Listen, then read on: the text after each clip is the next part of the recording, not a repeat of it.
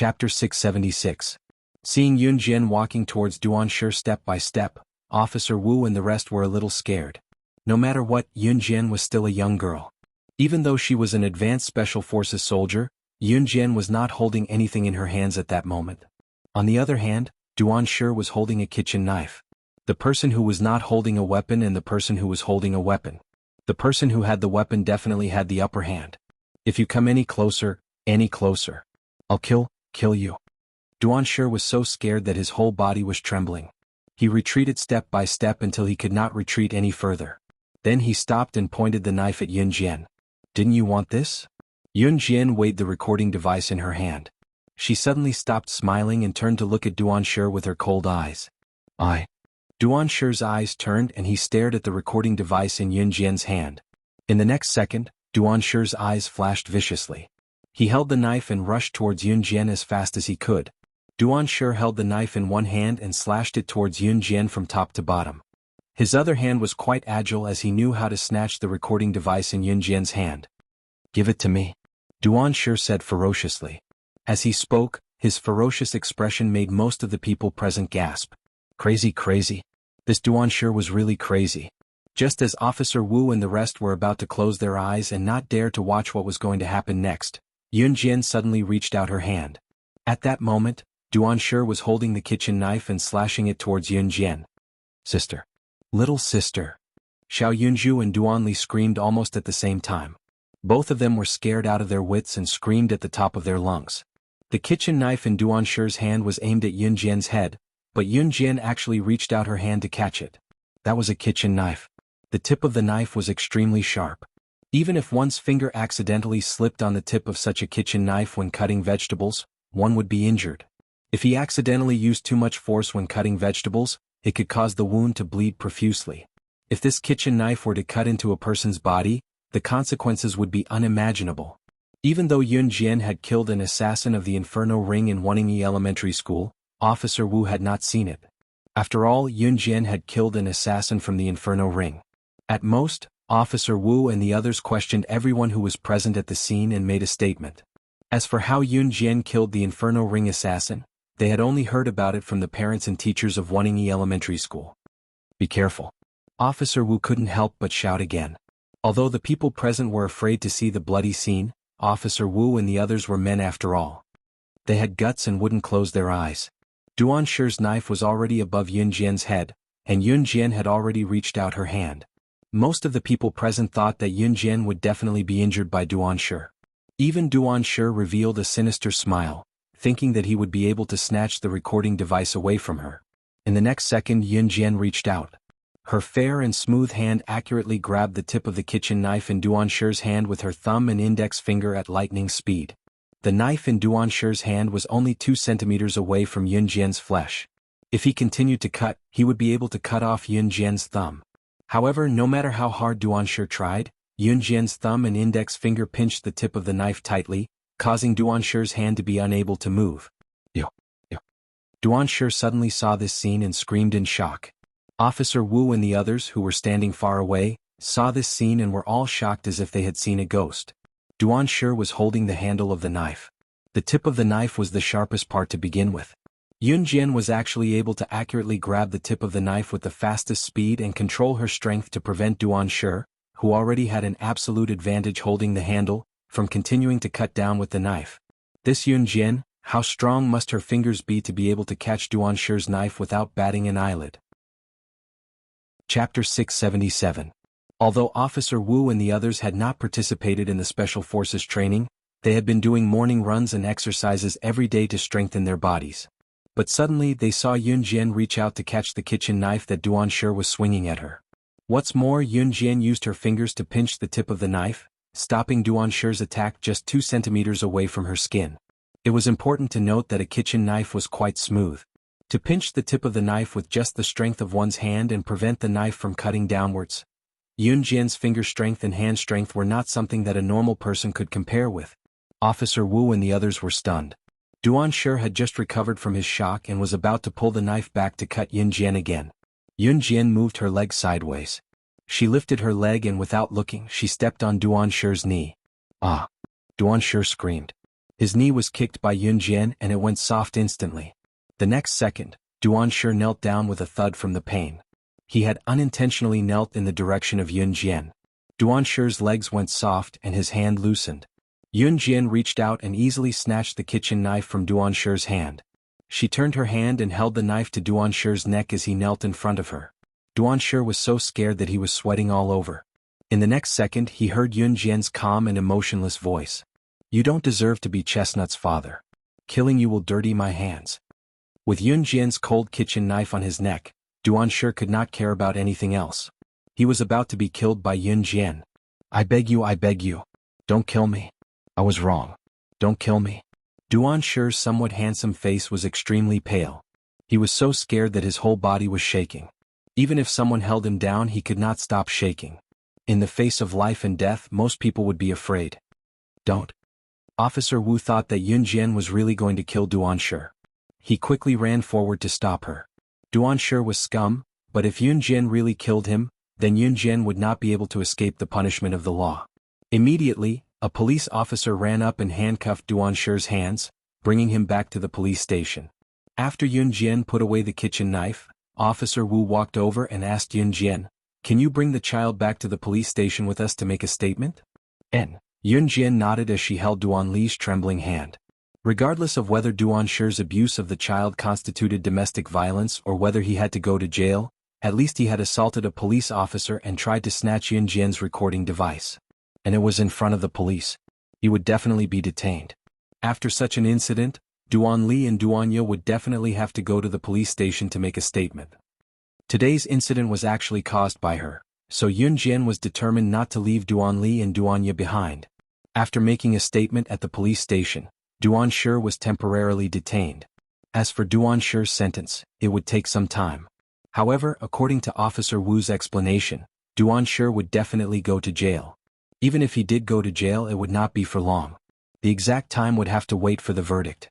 After making a statement, Officer Wu personally sent Yunjian and the other 3 out of the police station. Some of the female police officers and police officers who were working at the police station saw them and took a few more glances at Yunjian.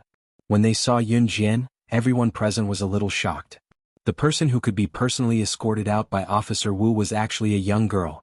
At this moment, Officer Wu and Yunjian were already standing at the entrance. "Regarding these 2 children, I can send them to the Children's Welfare Institute." Officer Wu looked at Duanli and Duanya and said to Yunjian. "No need, I'll take care of them," Yunjian said with a smile. To Yunjian, having 2 more mouths to feed did not affect her at all. The reason why Yunjian adopted Duanli and Duanya was because Xiao Yunju begged her. Chapter 678. Seeing that Duanli had agreed to follow Yunjian, Officer Wu did not stop her. Usually, adopting a child required a lot of procedures, but Duanli was not an orphan. At least her father was still alive. Yunjian was an advanced Special Forces soldier and one of Gu Yunjian's men, so she was naturally trustworthy. Therefore, Officer Wu registered and let Yunjian take the children away first. The following procedures would not be too complicated because Yunjian's identity was there. No matter how complicated the procedures were, Officer Wu would help Yunjian with it. Of course, if he could not do it, there was still Gu Junjian. "Okay, then I'll leave these 2 children to you. If you need anything you can contact me anytime." Officer Wu nodded at Yunjian and then said sincerely. He was also very sincere. Not to mention anything else, just Yunjian's ability alone was enough to convince him. "Okay." Yunjian nodded at Officer Wu. After saying goodbye, she turned and walked across the road with Duanli, Duanya and Xiao Yunju. Duanli held Duanya's hand. Duanya did not say a word, but she was very obedient. It was already dinner time at Duanli's house. After so many things happened, they waited until now to give their statements at the police station. It was already 7 in the evening. Yunjian and Xiao Yunju had some food, but Duanli did not eat anything. Duanya only ate a little bit of porridge that could not even be considered porridge. Duanli, Duanya and Xiao Yunju were about the same age. Now that they were all growing up, children at this age needed to eat and replenish their nutrition. However, the food that Duanli and Duanya usually ate was probably not enough, let alone nutritious food. Yunjian held Duanli and Xiao Yunju while Duanli held her sister, Duanya. The 4 of them walked across the road. Yunjian suddenly turned and asked Duanli, "Chestnut, are you hungry? I'll take you to eat." Okay. Sister, I'm hungry again. Let's go eat." Although Xiao Yunju had eaten, he was still a growing child. Naturally, he would get hungry easily. Duanli lowered her head slightly, but she still raised her head to look at Yunjian. Her small eyes seemed to be glowing as she said, "Miss, thank you." Yunjian smiled and rubbed Duanli's head. Then she brought Duanli, Duanya, and Xiao Yunju to a nearby restaurant. On the other hand, Adam and Lan Su went on their way after bidding farewell to Yunjian. Of course, the reason they traveled together was because Lan Su's suite was in the same direction as Dong Ruan's villa. Lan Su and Adam continued to move forward. The two of them were competing to see who could run faster. The passers-by could only feel 2 gusts of wind blowing past them. It had to be said that both Lan Su and Adam were competitive people. It was not until Lan Su reached the door of her suite that she turned to leave. She left Adam with a snort as she left. Haha. Adam touched the bridge of his nose. This was the first time he had competed with a woman in a race. Moreover, their speed was on par. After laughing for a while, Adam's handsome face disappeared. He turned around and walked back to Dong Ruan's villa. Adam was staying at Dong Ruan's house as Si Yi's friend. Moreover, there were many rooms in the villa. Adam had just returned to Dong Ruan's house when he met Mo Sun halfway. "Who's that woman?" Ma Sun crossed his arms and looked at Adam from the side as he asked. "You saw her?" Adam's tall figure walked over. Chapter 679. Mo Sun nodded. Then he asked again, "Who's that woman?" "She works for young madam." Adam chuckled. Then he looked at Mo Sun and walked over to put his arm around Mo Sun's shoulder. He asked in an experienced manner, "Aren't you very free? Why are you asking this?" "Young master is back." Mo Sun did not answer Adam directly. Instead he changed the topic. Adam nodded. You guessed it too. Mo Sun followed Ce back to an Hun organization. Now that Mo Sun was back, Ce would naturally be back too. Let's go home." Adam could already guess that their young master must have gone to look for Yunjian again. Hence, Adam put his arm around Mo Sun's shoulder and walked back home like brothers. Yunjian brought Duanli and her children to a restaurant nearby. This restaurant was called Jiangxi Stir Fry. It was a famous delicacy nearby. Jiangxi's menu was suitable for the public's appetite. Of course, some people from other provinces did not eat spicy food. Jiangxi's dishes had a taste that one would never get tired of eating. Of course, everyone had their own preferences. However, Yunjian liked it very much.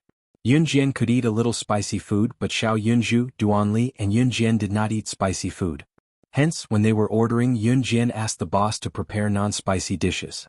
They ordered 3 meat and 3 vegetable dishes. When the dishes were served, Duanli and Duanya were dumbfounded. Duanli and Duanya had never eaten such delicious food since they were born.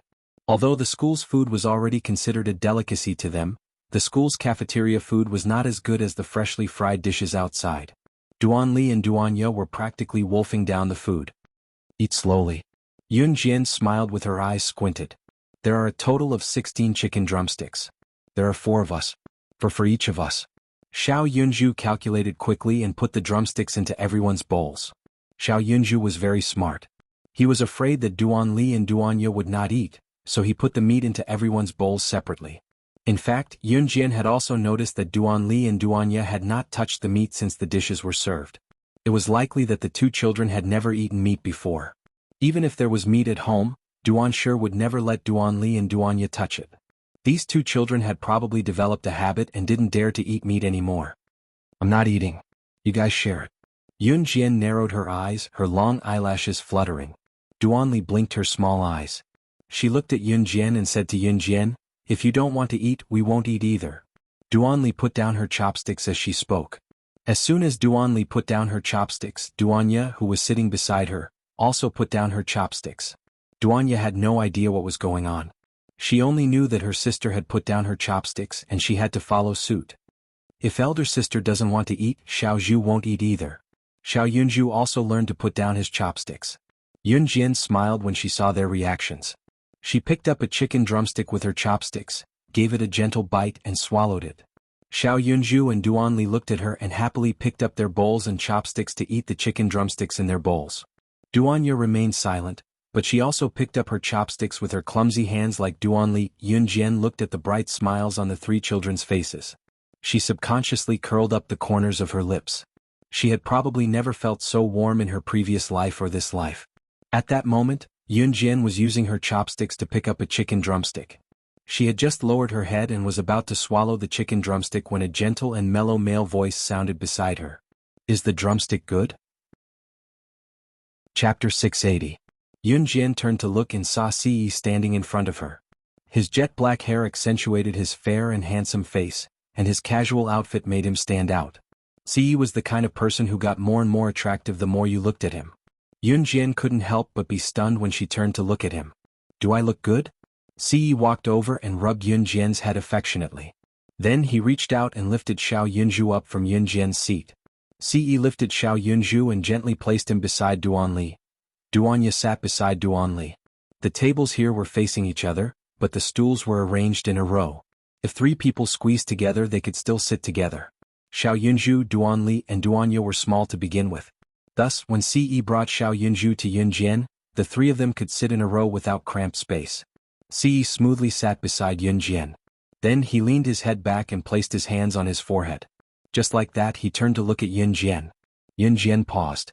Then she gently placed the chicken drumstick back into the bowl. How did you know we were here? Yunjian asked. She wasn't surprised that Ce was back. She was surprised that he knew she would be here for dinner.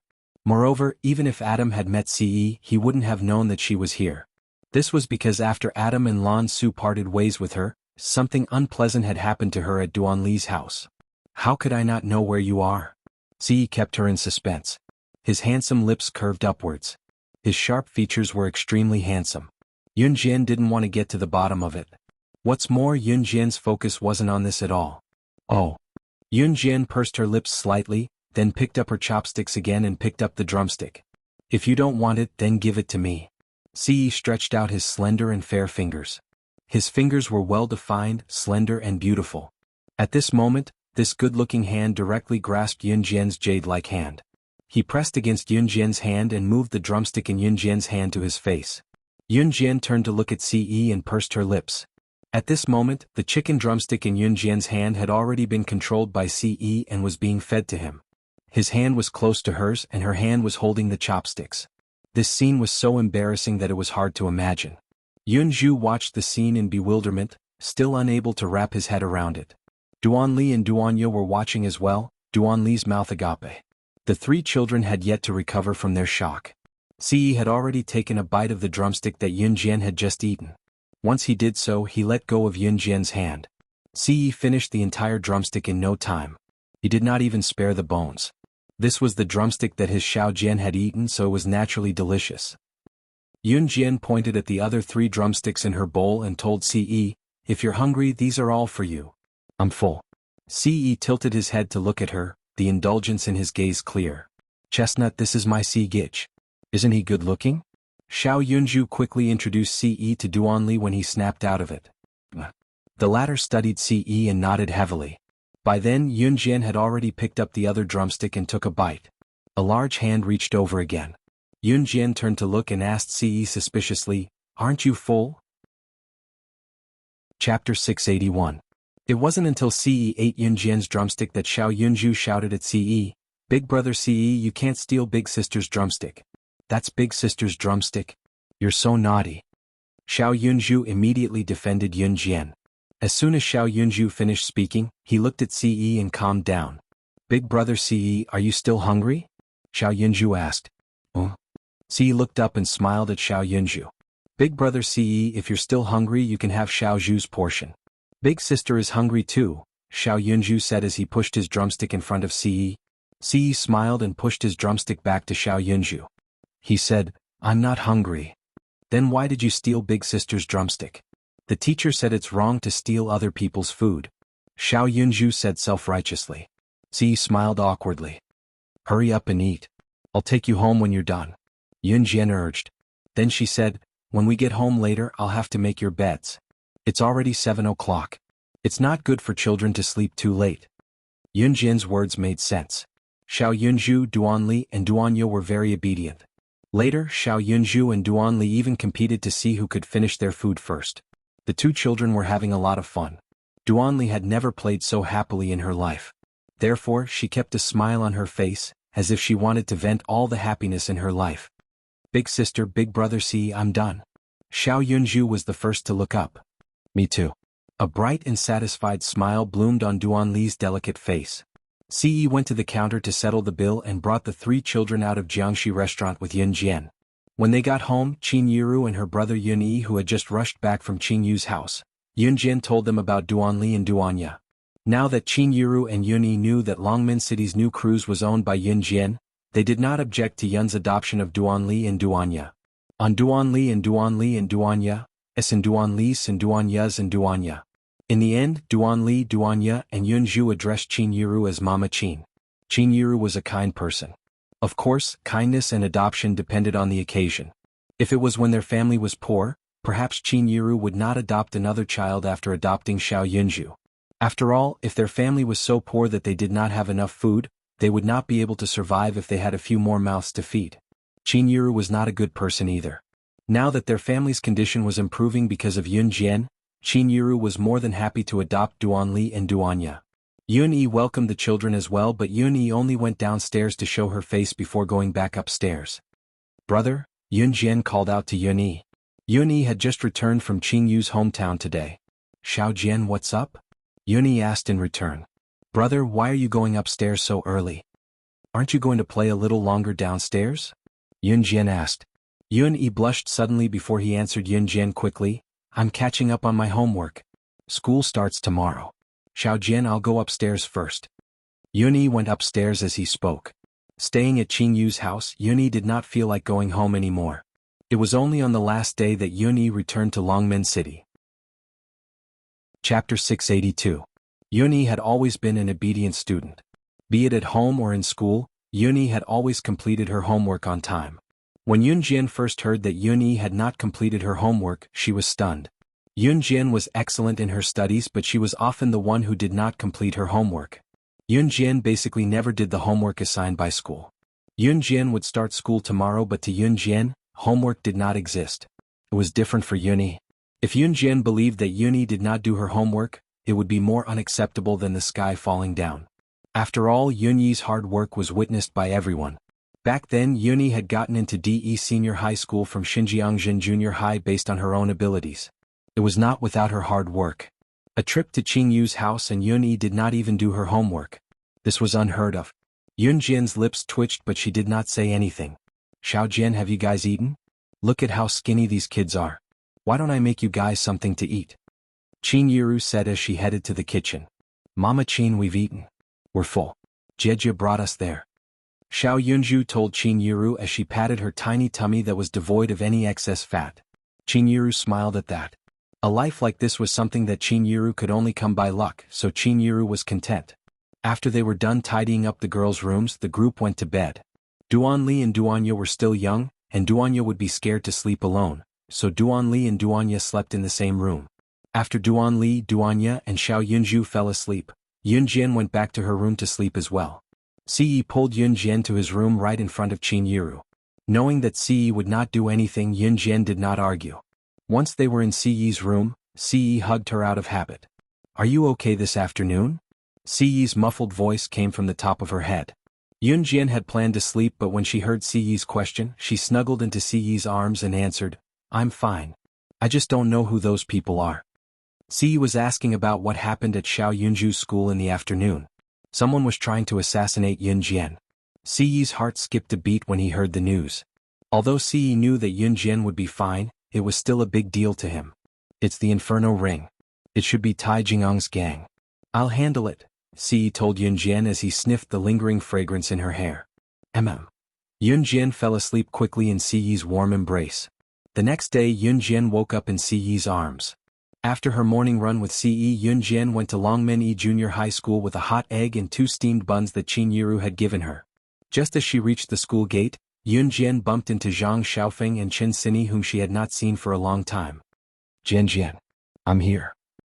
Chen Sini waved desperately at Yun Jian the moment she saw Yun Jian. Yun Jian smiled faintly when she saw Chen Sini and turned to go over. "Jian Jian, you're early." Chen Sini hooked her arm around Yun Jian's hand affectionately when she came over, leaving Zhang Xiaofeng alone. Hey, that's my master." Zhang Xiaofeng chased after her when he snapped out of it. Chapter 683. Yun Jian followed Chen Sini and Zhang Xiaofeng from the school gate to the school building. The winter break had been going on for more than 20 days. When they first arrived at school, they bumped into familiar faces that they could not remember. They would often bump into students from other classes in school, but they did not know each other's names. This was a common occurrence in a student's life. Students from different classes would often bump into each other when they went to the washroom. However, after 3 years of middle school, they might not even know each other's names. Yun Jian and the rest had just arrived at the school building when a handsome boy walked towards them. "Hi, you guys are here so early?" Ling Yichen waved as he walked towards Yun Jian and the rest. When they first met, Yun Jian did not have a good impression of Ling Yichen. However, after spending some time together, Yun Jian did not hate Lin Yichen that much. Zhang Xiaofeng and Chen Xinyi's opinion of Lin Yichen had also improved significantly. Go go go. Didn't you come earlier than us? Chen Xinyi waved at Ling Yichen as if she wanted to chase Lin Yichen away. Hee hee. Ling Yichen rubbed his head, a little embarrassed. Chen Xinyi continued to hold Yun Jian's hand and ran ahead. Ling Yichen used to be a playboy in school. He had the potential to hook up with girls and was more diligent in changing girls than changing clothes. However, ever since he started hanging out with Yun Jian and the rest, Ling Yichen had never had a girlfriend again. Hey, you three, wait for me. Ling Yichen reached out and hooked his chin domineeringly. Then he suddenly realized that Zhang Xiaofeng had already chased after Yun Jian and Chen Xinyi. He quickly shouted and chased after them. I'm not waiting, so I'm not waiting. Chen Xinyi turned around and made a funny face at Ling Yichen. She giggled and pulled Yun Jian even faster. With a smirk, Yun Jian followed Chen Xinyi and her friends back to the classroom, fooling around. Ling Yichen was not in the same class as Yun Jian and the rest, so they parted ways not long after they reached the teaching block. After returning to the classroom, the homeroom teacher began to collect tuition fees. In 1999, the internet wasn't as convenient as it was now. Students in this era would bring money with them to class. Once the tuition fees were collected and the textbooks were distributed, it meant that the winter break was over and the new semester had officially begun. Zhang Xiaofeng and Chen Xinyi were sitting in their seats with their heads down. They were a little depressed. A new semester had just begun. Some students in the class were also talking about how the winter vacation had ended before it even started. They hadn't had enough fun. Fortunately, they only received their textbooks today, and the school ended at 11 o'clock in the afternoon. The school would only officially start the next day, so the teachers did not plan to keep the students until the evening. After class in the afternoon, Zhang Xiaofeng was the most excited. Master, I have an uncle who opened a taekwondo dojo in Longmen City. Let's practice there today. Zhang Xiaofeng said excitedly. His father had an old friend named Zhuo Linwei. Zhang Xiaofeng called him uncle, and Zhang Xiaofeng was close to this uncle since he was young. Since Yun Jian was willing to teach Zhang Xiaofeng real skills, Zhang Xiaofeng, Chen Xinyi, and Chen Xinyi had been waiting for Yun Jian to teach Zhang Xiaofeng something after school. Now that Zhang Xiaofeng had an uncle who opened a taekwondo dojo, Zhang Xiaofeng suggested that they go there to practice. Okay. Yun Jian nodded. Chapter 684. Yun Jian narrowed her eyes at Zhang Xiaofeng's words. Zhang Xiaofeng, well done. You want Jian Jian to compete with that uncle of yours, don't you? How dare you beat around the bush? Chen Xinyi scolded Zhang Xiaofeng fervently now that she had something to use against him. Ha ha. Zhang Xiaofeng rubbed his nose and chuckled awkwardly when Chen Xinyi saw through his thoughts. As they spoke, the group had exited the school and was walking out of the school gate. Just as Yun Jian stepped out of the street and headed for the opposite street, a female voice rang behind her. However, it was not directed at Yun Jian. Hi Yichen, where are you guys going? Do you mind bringing me along? The rather bold female voice came from behind. Yun Jian turned around and saw the owner of the voice. The owner of the voice was a girl around 18 years old. The girl had short hair and looked like a boy. Moreover, she was dressed in men's clothing, which made her look more like a tomboy. However, it could be seen from the contours of her face that she was a girl. She did not look like a boy in terms of appearance. Sis Lin, why are you back? Ling Yichen's mood brightened instantly when he saw the girl dressed like a boy. He turned to ask her. I'm visiting my alma mater. I remember that you're in your 3rd year of junior high now, right? The girl who was addressed as Sis Lin was called Meng Lin, and she was replying to Ling Yichen with simple words. Yeah. Ling Yichen nodded and introduced Meng Lin to Yun Jian and the rest. This is Sis Lin. She's our senior, I guess. She's 2 years older than us and has graduated now. She's in her 2nd year of senior high in another province. Ling Yichen could not help chuckling as he spoke and continued, Sis Lin's results are great. She helped me a lot when I was in my 1st year of junior high. While Ling Yichen was introducing her to the others, Meng Lin was not shy. She boldly extended her hand towards Yun Jian and the rest. Hi everyone. If you don't mind, you can call me senior sister. I also graduated from Longmen No. 1 Middle School. With that, Meng Lin chuckled. Yun Jian slightly expressed her goodwill to Meng Lin. Oh right, I heard your voices just now. You said you were going to the Taekwondo dojo, right? You don't mind bringing me along, right? Meng Lin clenched her fists. After displaying her might like a boy, she laughed out loud. Of course. He then turned to Yun Jian and said, Sister Lin has been learning judo since she was young. She's a judo expert now. Yun Jian, you two can spar. Ling Yichen and the rest were well aware of Yun Jian's strength. However, it was common for two people with some strength to spar with each other. Sure. Yun Jian smiled faintly. Her beauty was intriguing. She did not dislike Meng Lin. Meng Lin's personality was very down-to-earth, just like a boy's. This also meant that she did not scheme against each other like girls. This was a good feeling for Yun Jian. Although they had met a new Meng Lin, it did not affect them much. The group walked towards the Taekwondo dojo that Zhang Xiaofeng's family had just opened. After passing through a few streets, they passed through the downtown area. After passing through the downtown area, they saw Zhang Xiaofeng's Taekwondo dojo by the side of the road. Yun Jian and the rest walked into the Taekwondo dojo. Chapter 685.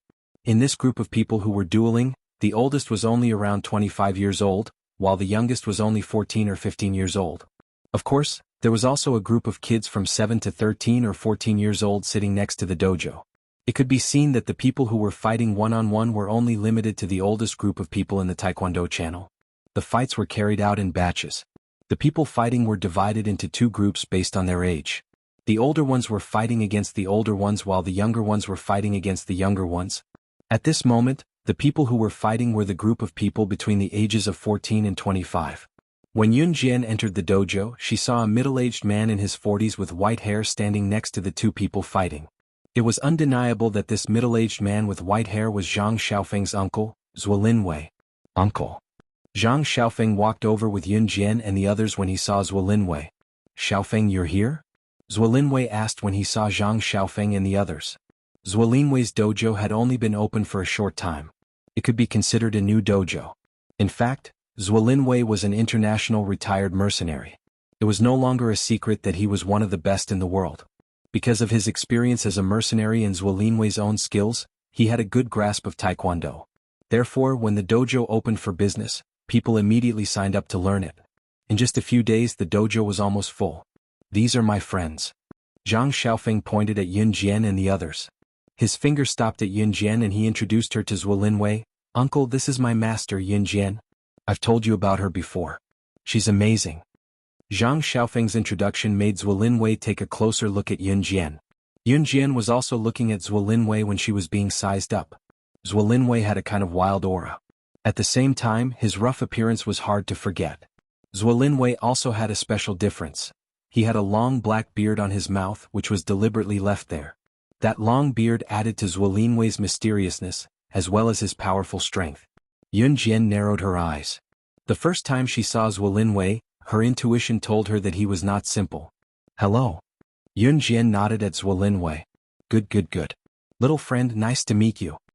Zhuo Linwei hurriedly replied. Uncle, my master is very powerful. Why don't you two spar? Zhang Xiaofeng praised Yun Jian again. He couldn't wait to see Yun Jian compete with his uncle Zhuo Linwei. A duel between two experts, this scene was absolutely spectacular. After all, Yun Jian was strong but his uncle was not weak either. His uncle Zhuo Linwei was also a retired member of the International Mercenary Group. After Zhang Xiaofeng finished speaking, he turned to Yun Jian and said, Master, my uncle is a member of the Gale Mercenary Group. He just retired from the Gale Mercenary Group not long ago. His strength is definitely not comparable to ordinary people. If you two spar, you'll definitely benefit a lot. Zhang Xiaofeng was just anxious to see his uncle spar with Yun Jian. He knew that Yun Jian was very strong, and he also knew that Yun Jian did not want to fight with a weakling. Therefore, he revealed Zhuo Linwei's identity and tried to get Yun Jian to spar with Zhuo Linwei. Chapter 686. Just as Yun Jian heard about the Gale mercenaries, Meng Lin exclaimed in surprise, Gale mercenaries? I know them. They're a mercenary group formed by various international alliances and they're under the management of the International Gale Corporation. I heard that the Gale mercenaries under the Gale Corporation recruits elites from all over the world all year round, but only a handful of people can join the Gale mercenaries. Your uncle is actually from the mercenary group. That's amazing. Meng Lin had heard of the Gale mercenaries before and was dumbfounded by what she heard. To Meng Lin, she was just an ordinary student. Even though she had learned judo and was considered a judo expert, she was still intimidated by an international mercenary group like the Gale mercenaries.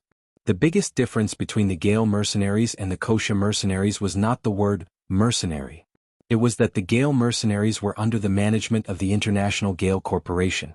The Kosha mercenaries was an underground organization, similar to an assassin organization like the Inhun group. The most obvious difference was that the members of the Kosha mercenaries were basically made up of assassins. Of course, the Kosha mercenaries would recruit international elites as well, but in comparison, the higher-ups of the Kosha mercenaries were all assassins who had survived through brutal training.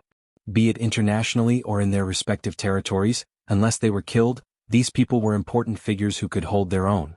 Zhuo Linwei, who was praised by Meng Lin, was standing beside her. He was more or less embarrassed to hear the compliment. After all, he had retired from the military and wanted to simply open a taekwondo gym in Longmen City and live out the rest of his life peacefully. Although Zhuo Linwei was a mercenary of the Gale mercenary group, he was nothing in the Gale mercenary group. There were many elites in the Gale mercenaries. Zhuo Linwei's ability to join the Gale mercenaries was proof of his ability. It was undeniable that he was very capable. However, in a place like the Gale mercenaries where talents were outstanding, someone as capable as Zhuo Linwei would be buried. This was the truth. Therefore, Zhuo Linwei was embarrassed to hear Meng Lin praise him. Meng Lin's praise made many students in the Taekwondo dojo pricked up their ears.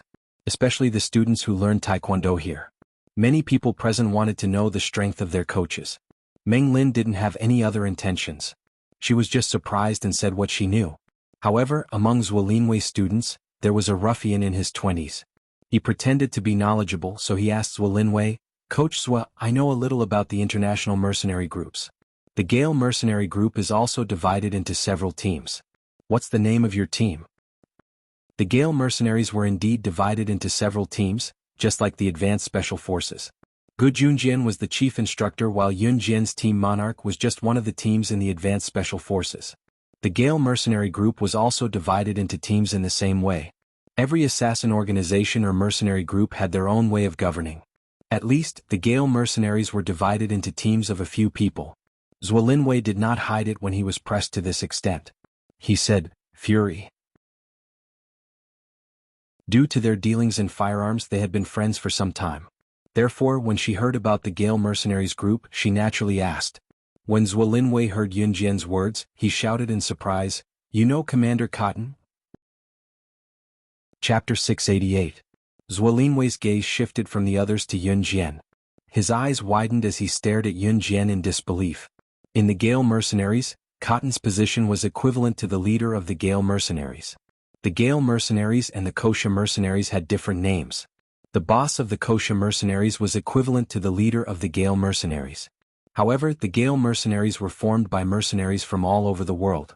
The leader of the Gale mercenaries was not as important as the boss of the Kosha mercenaries. For the Kosha mercenaries, as long as it was the boss of the Kosha mercenaries, they would do whatever the boss said. However, the Gale mercenaries were different. In the Gale mercenaries, everyone in the alliance had the right to speak. In other words, the leader of the Gale mercenaries could not do whatever he wanted. As for Cotton, he was personally invited back by the leader of the Gale mercenaries. Cotton's power in the Gale mercenaries was equivalent to the leader of the Gale mercenaries. Sometimes, Cotton's words were even more effective than the leader's. That was the difference. A character like Zhuo Linwei would never have the chance to talk to Cotton. Therefore, when he heard Yun Jian call Cotton a kid, Zhuo Linwei was so surprised. After all, Yun Jian was only a 16-year-old girl. Zhuo Linwei had never mentioned Cotton before. Since Yun Jian mentioned him, it meant that she knew this person and even knew Cotton. Seeing Zhuo Linwei so surprised, everyone present was stunned. Who was Cotton? Who was the leader of the Gale mercenaries? If Zhuo Linwei, who had retired from the Gale mercenaries, was so surprised, then this person was definitely not simple. For a moment, everyone present turned to look at Yun Jian. Who is Cotton? Ningbin suddenly felt that Yun Jian had stolen his limelight. Although he was unhappy, Ningbin would not insult in front of Yun Jian. There was no other reason except that Ningbin pretended to know a lot in front of Yun Jian. If it weren't for the two girls, Yun Jian and Qin Sini, he probably wouldn't even bother to say anything one-sided. Yun Jian and Qin Sini were both good-looking. In comparison, Yun Jian was prettier, so Ning Bin had long taken a fancy to her and wanted to show off himself. Ning Bin's question was actually directed at Yun Jian. However, Yun Jian didn't even look at Ning Bin. She looked at Zhuo Linwei and answered his question, "Yes, I do." Not only did they know each other, but when Yun Jian first entered the hacker world, Cotton could be considered her elder. In the end, in less than 2 months, she cracked the broken program in Cotton's hands and made a mess of it. Cotton had to pay a huge price for it. He lost $1 billion. Of course, $1 billion was nothing to Cotton. Cotton wasn't angry. Later on, Yun Jian worked with Cotton on a batch of firearms business. Of course, the time they spent together was only a few days. Yun Jian knew a lot of people and Cotton was just one of them. Yun Jian's simple sentence stunned Zhuo Linwei. Even as a member of the Gale mercenary group, he didn't have the ability to meet Cotton, but Yun Jian actually knew Cotton? Ning Bin, who was standing at the side, was very unhappy with the feeling of being ignored. He patiently asked Yun Jian, "Little beauty, who is Cotton? Can you tell me?" As soon as Ning Bin finished speaking, Zhuo Linwei answered for Yun Jian, "Cotton is the leader of our Gale mercenary group. His position is even higher than our leader. A small character like me doesn't even have the right to meet him." Everyone gasped when they heard Zhuo Linwei's words. Chapter 689. Zhuo Linwei looked at Yun Jian in surprise. He took 2 deep breaths and asked, "Young friend, may I ask who you are?" The word "yes" was delayed for a long time. It was enough to show Zhuo Linwei's surprise. Hearing Zhuo Linwei's words, everyone present stared at Yun Jian, as if they wanted to stare a big hole in Yun Jian's body. Yun Jian just gently pursed her lips. Her delicate and perfect little face quickly revealed a bright smile. She answered Zhuo Linwei, "My name is Yun Jian. Didn't Zhang Xiaofeng mention it before?" Yun Jian's words made Zhuo Linwei frown. Of course, Zhuo Linwei didn't intend to hear Yun Jian's true identity from her. After all, there were so many people present. Even if Yun Jian wanted to say it, she couldn't say it in front of so many people.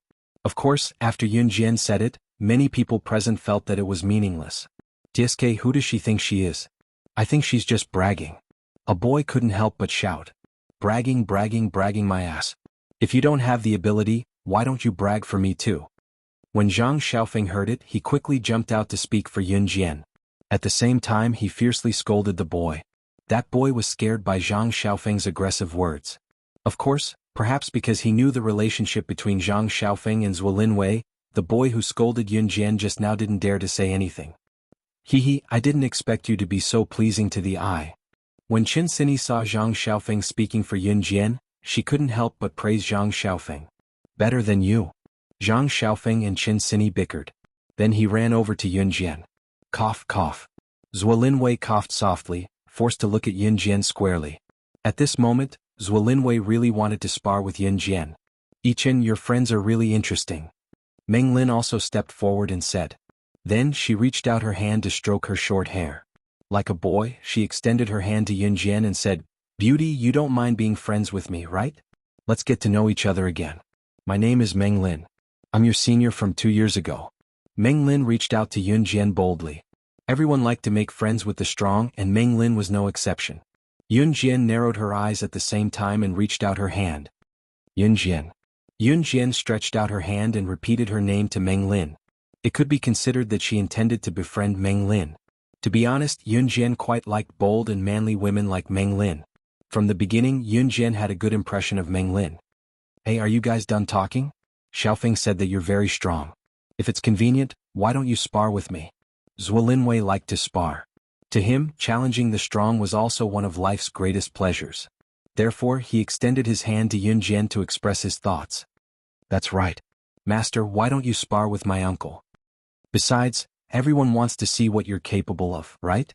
Zhang Xiaofeng did not forget his initial goal. He quickly spoke to Yun Jian with a hint of pleading in his tone. As soon as Zhang Xiaofeng spoke, most of the people present agreed. Indeed, most of the people present wanted to see Yun Jian's strength. After all, to most of them they were waiting for a good show. Chapter 690.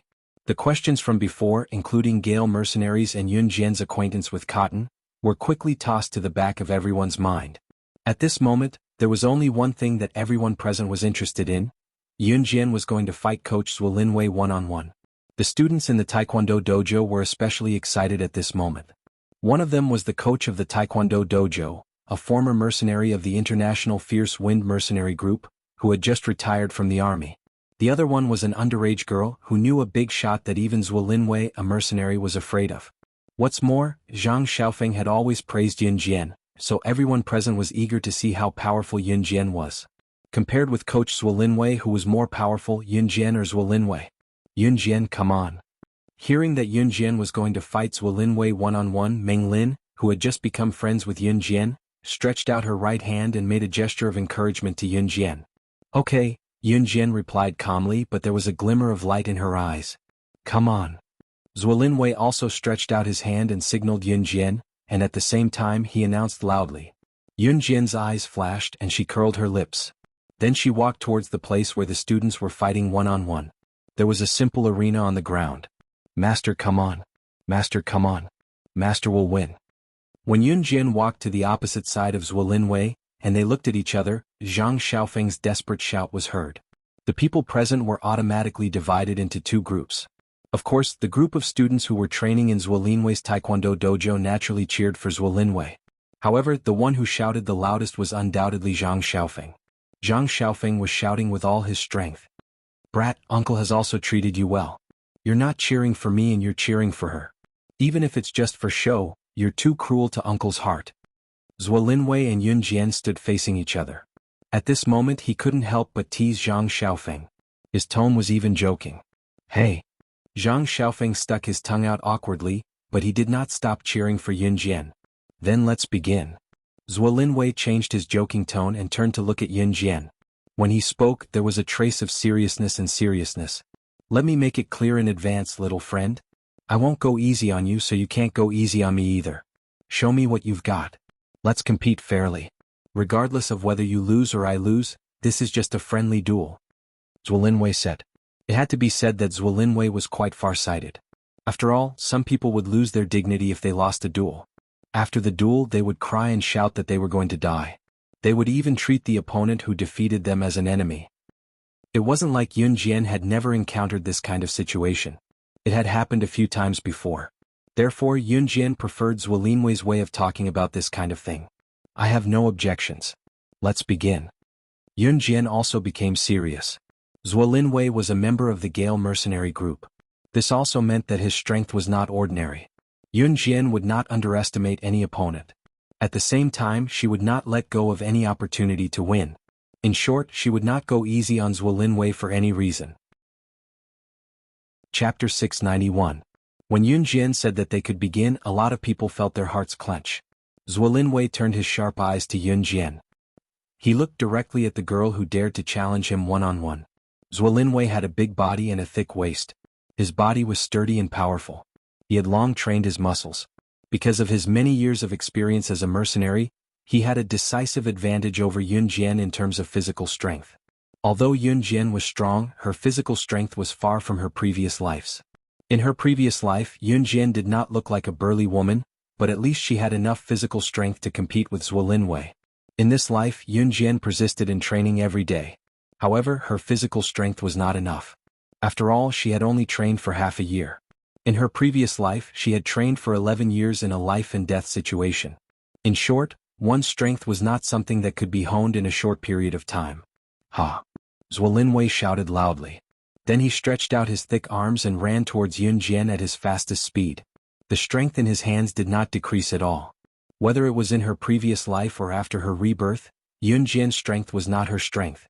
Physical strength was only one point. Yun Jian had always relied on tactics and methods to win. When she saw Zhuo Linwei rushing towards her, she did not panic. Oh my god. I feel like this girl will be beaten into a meat patty by Coach Zhuo. A boy could not help but exclaim when he saw this scene. When the people present saw this scene, they all gasped. Zhang Xiaofeng and the others were not surprised. If you ask why Zhang Xiaofeng and the others were not worried that Yun Jian would not be able to defeat Zhuo Linwei, it was because Yun Jian had killed Wolf Blade, one of the top 10 assassins in the world, right in front of Zhang Xiaofeng and the others. Unlike Gu Junjian had received news that Wolf Blade was killed by Yun Jian. When Wolf Blade was killed, Zhang Xiaofeng and the others had seen it with their own eyes. Such terrifying skills. How could he possibly lose? Zhang Xiaofeng and the others knew that Yun Jian wouldn't lose, but they couldn't be sure that Yun Jian could beat Zhuo Linwei. After all, Zhuo Linwei, who had been in the Gale mercenary group, was not weak. No one could maintain absolute skills, and it was impossible for them to not improve at all. If they didn't train, their skills would deteriorate. Therefore, under such circumstances, a one-on-one duel was the most direct and easiest way to see who was stronger. Aren't you guys nervous? When Meng Lin saw that Zhang Xiaofeng, Qin Sini, and Ling Yichen were not worried about Yun Jian losing at all, she was a little suspicious and took the opportunity to ask. Has Sis Lin just watch? Ling Yichen kept her in suspense. Meng Lin turned around suspiciously and looked towards the arena. However, Zhuo Linwei had already reached out his thick arm to grab Yun Jian. He tried to grab Yun Jian's arm and at the same time, give Yun Jian a somersault in order to win in one move. However, before Zhuo Linwei could touch Yun Jian's arm, Yun Jian's body was like a coiling snake. She leaned to the side and dodged Zhuo Linwei's grab in an instant. Zhuo Linwei was a little surprised for a second. Then he turned around and tried to suppress Yun Jian to prevent her from attacking further. However, Zhuo Linwei didn't know that Yun Jian was strong because of her speed, accuracy, ruthlessness, and ferocity. Yun Jian bent sideways and circled from Zhuo Linwei's front to his back. At the same time, she took out her butterfly knife.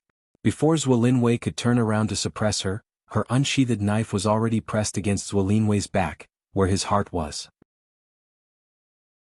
Chapter 692.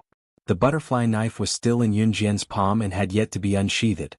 In other words, even if Yun Jian were to stab Zhuo Linwei's heart in the back with the butterfly knife, Zhuo Linwei would only be hit by the scabbard. He would be fine. How could the knife hurt someone if it was not unsheathed? Everyone was stupefied.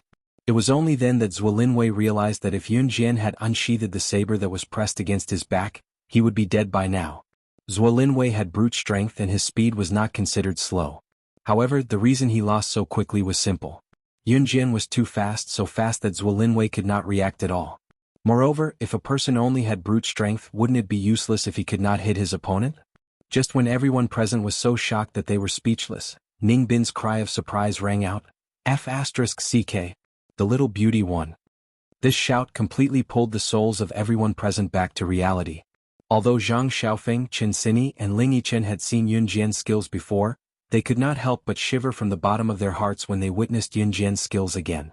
Meng Lin also widened her eyes at the scene in front of her. At the same time, she gulped a few times and could not help but criticize in her heart. In any case, she had grown up practicing judo and was older than Yun Jian. But what about her skills? If she, Meng Lin, was the one who fought Yun Jian, she dared to bet that she would have been subdued by Yun Jian before she could even lift her hand. Ha ha ha. At that moment, Zhuo Linwei's heroic voice was heard. Everyone turned to look at Zhuo Linwei. They saw that Yun Jian had already put away the butterfly knife and habitually hid it in her pocket. The younger generation will surpass us in time. The younger generation will surpass us in time, Zhuo Linwei said. At the same time, he turned around and looked straight at Yun Jian. Thank you for letting me win. Yun Jian lowered her eyes, the corners of her lips curled up slightly as she spoke humbly. Ah, like I said, my master. How could he lose? At this moment, the happiest person was probably Zhang Xiaofeng. At this moment, Zhang Xiaofeng stood in front of everyone and smiled without caring about his image. Zhang Xiaofeng was quite good-looking, but his smile completely ruined his image. That's enough. Qin Sini was also happy for Yun Jian. Of course, at the same time, she did not forget to tease Zhang Xiaofeng. Zhang Xiaofeng laughed and ran towards Yun Jian. As he ran, Zhang Xiaofeng even shouted exaggeratedly, "Master, how could your move be so powerful? Teach me quickly." Yun Jian had gradually begun to teach Zhang Xiaofeng moves. After half a semester, Zhang Xiaofeng had almost mastered the chopstick throwing. Half a semester was not enough for Zhang Xiaofeng to master the chopstick throwing to perfection, and Yun Jian did not ask Zhang Xiaofeng to stop. Moreover, the purpose of coming to this taekwondo dojo today was to teach Zhang Xiaofeng moves. Yun Jian did not intend to hide it. She stretched out her jade-like hand and then started to move. Today I'll teach you this. You have to be fast and accurate. If the opponent attacks you, you have to remember that you have to dodge the opponent's attack at the same time.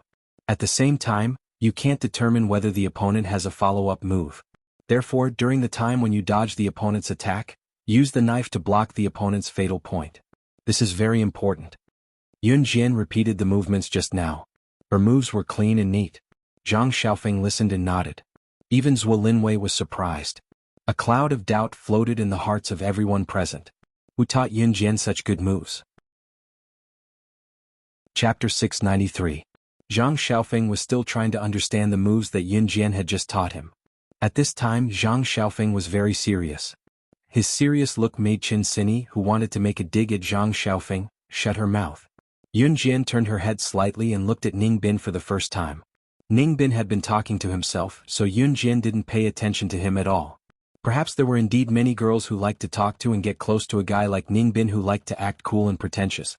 Seeing that Yun Jian finally turned her head and intended to talk to him for once, Ning Bin was wild with joy. He looked at Yun Jian, looking forward to Yun Jian's answer. This anticipation was partly because Yun Jian finally paid attention to him for once, and partly because Ning Bin really wanted to know who taught Yun Jian her moves. Do you believe me? Yun Jian's lips curled up.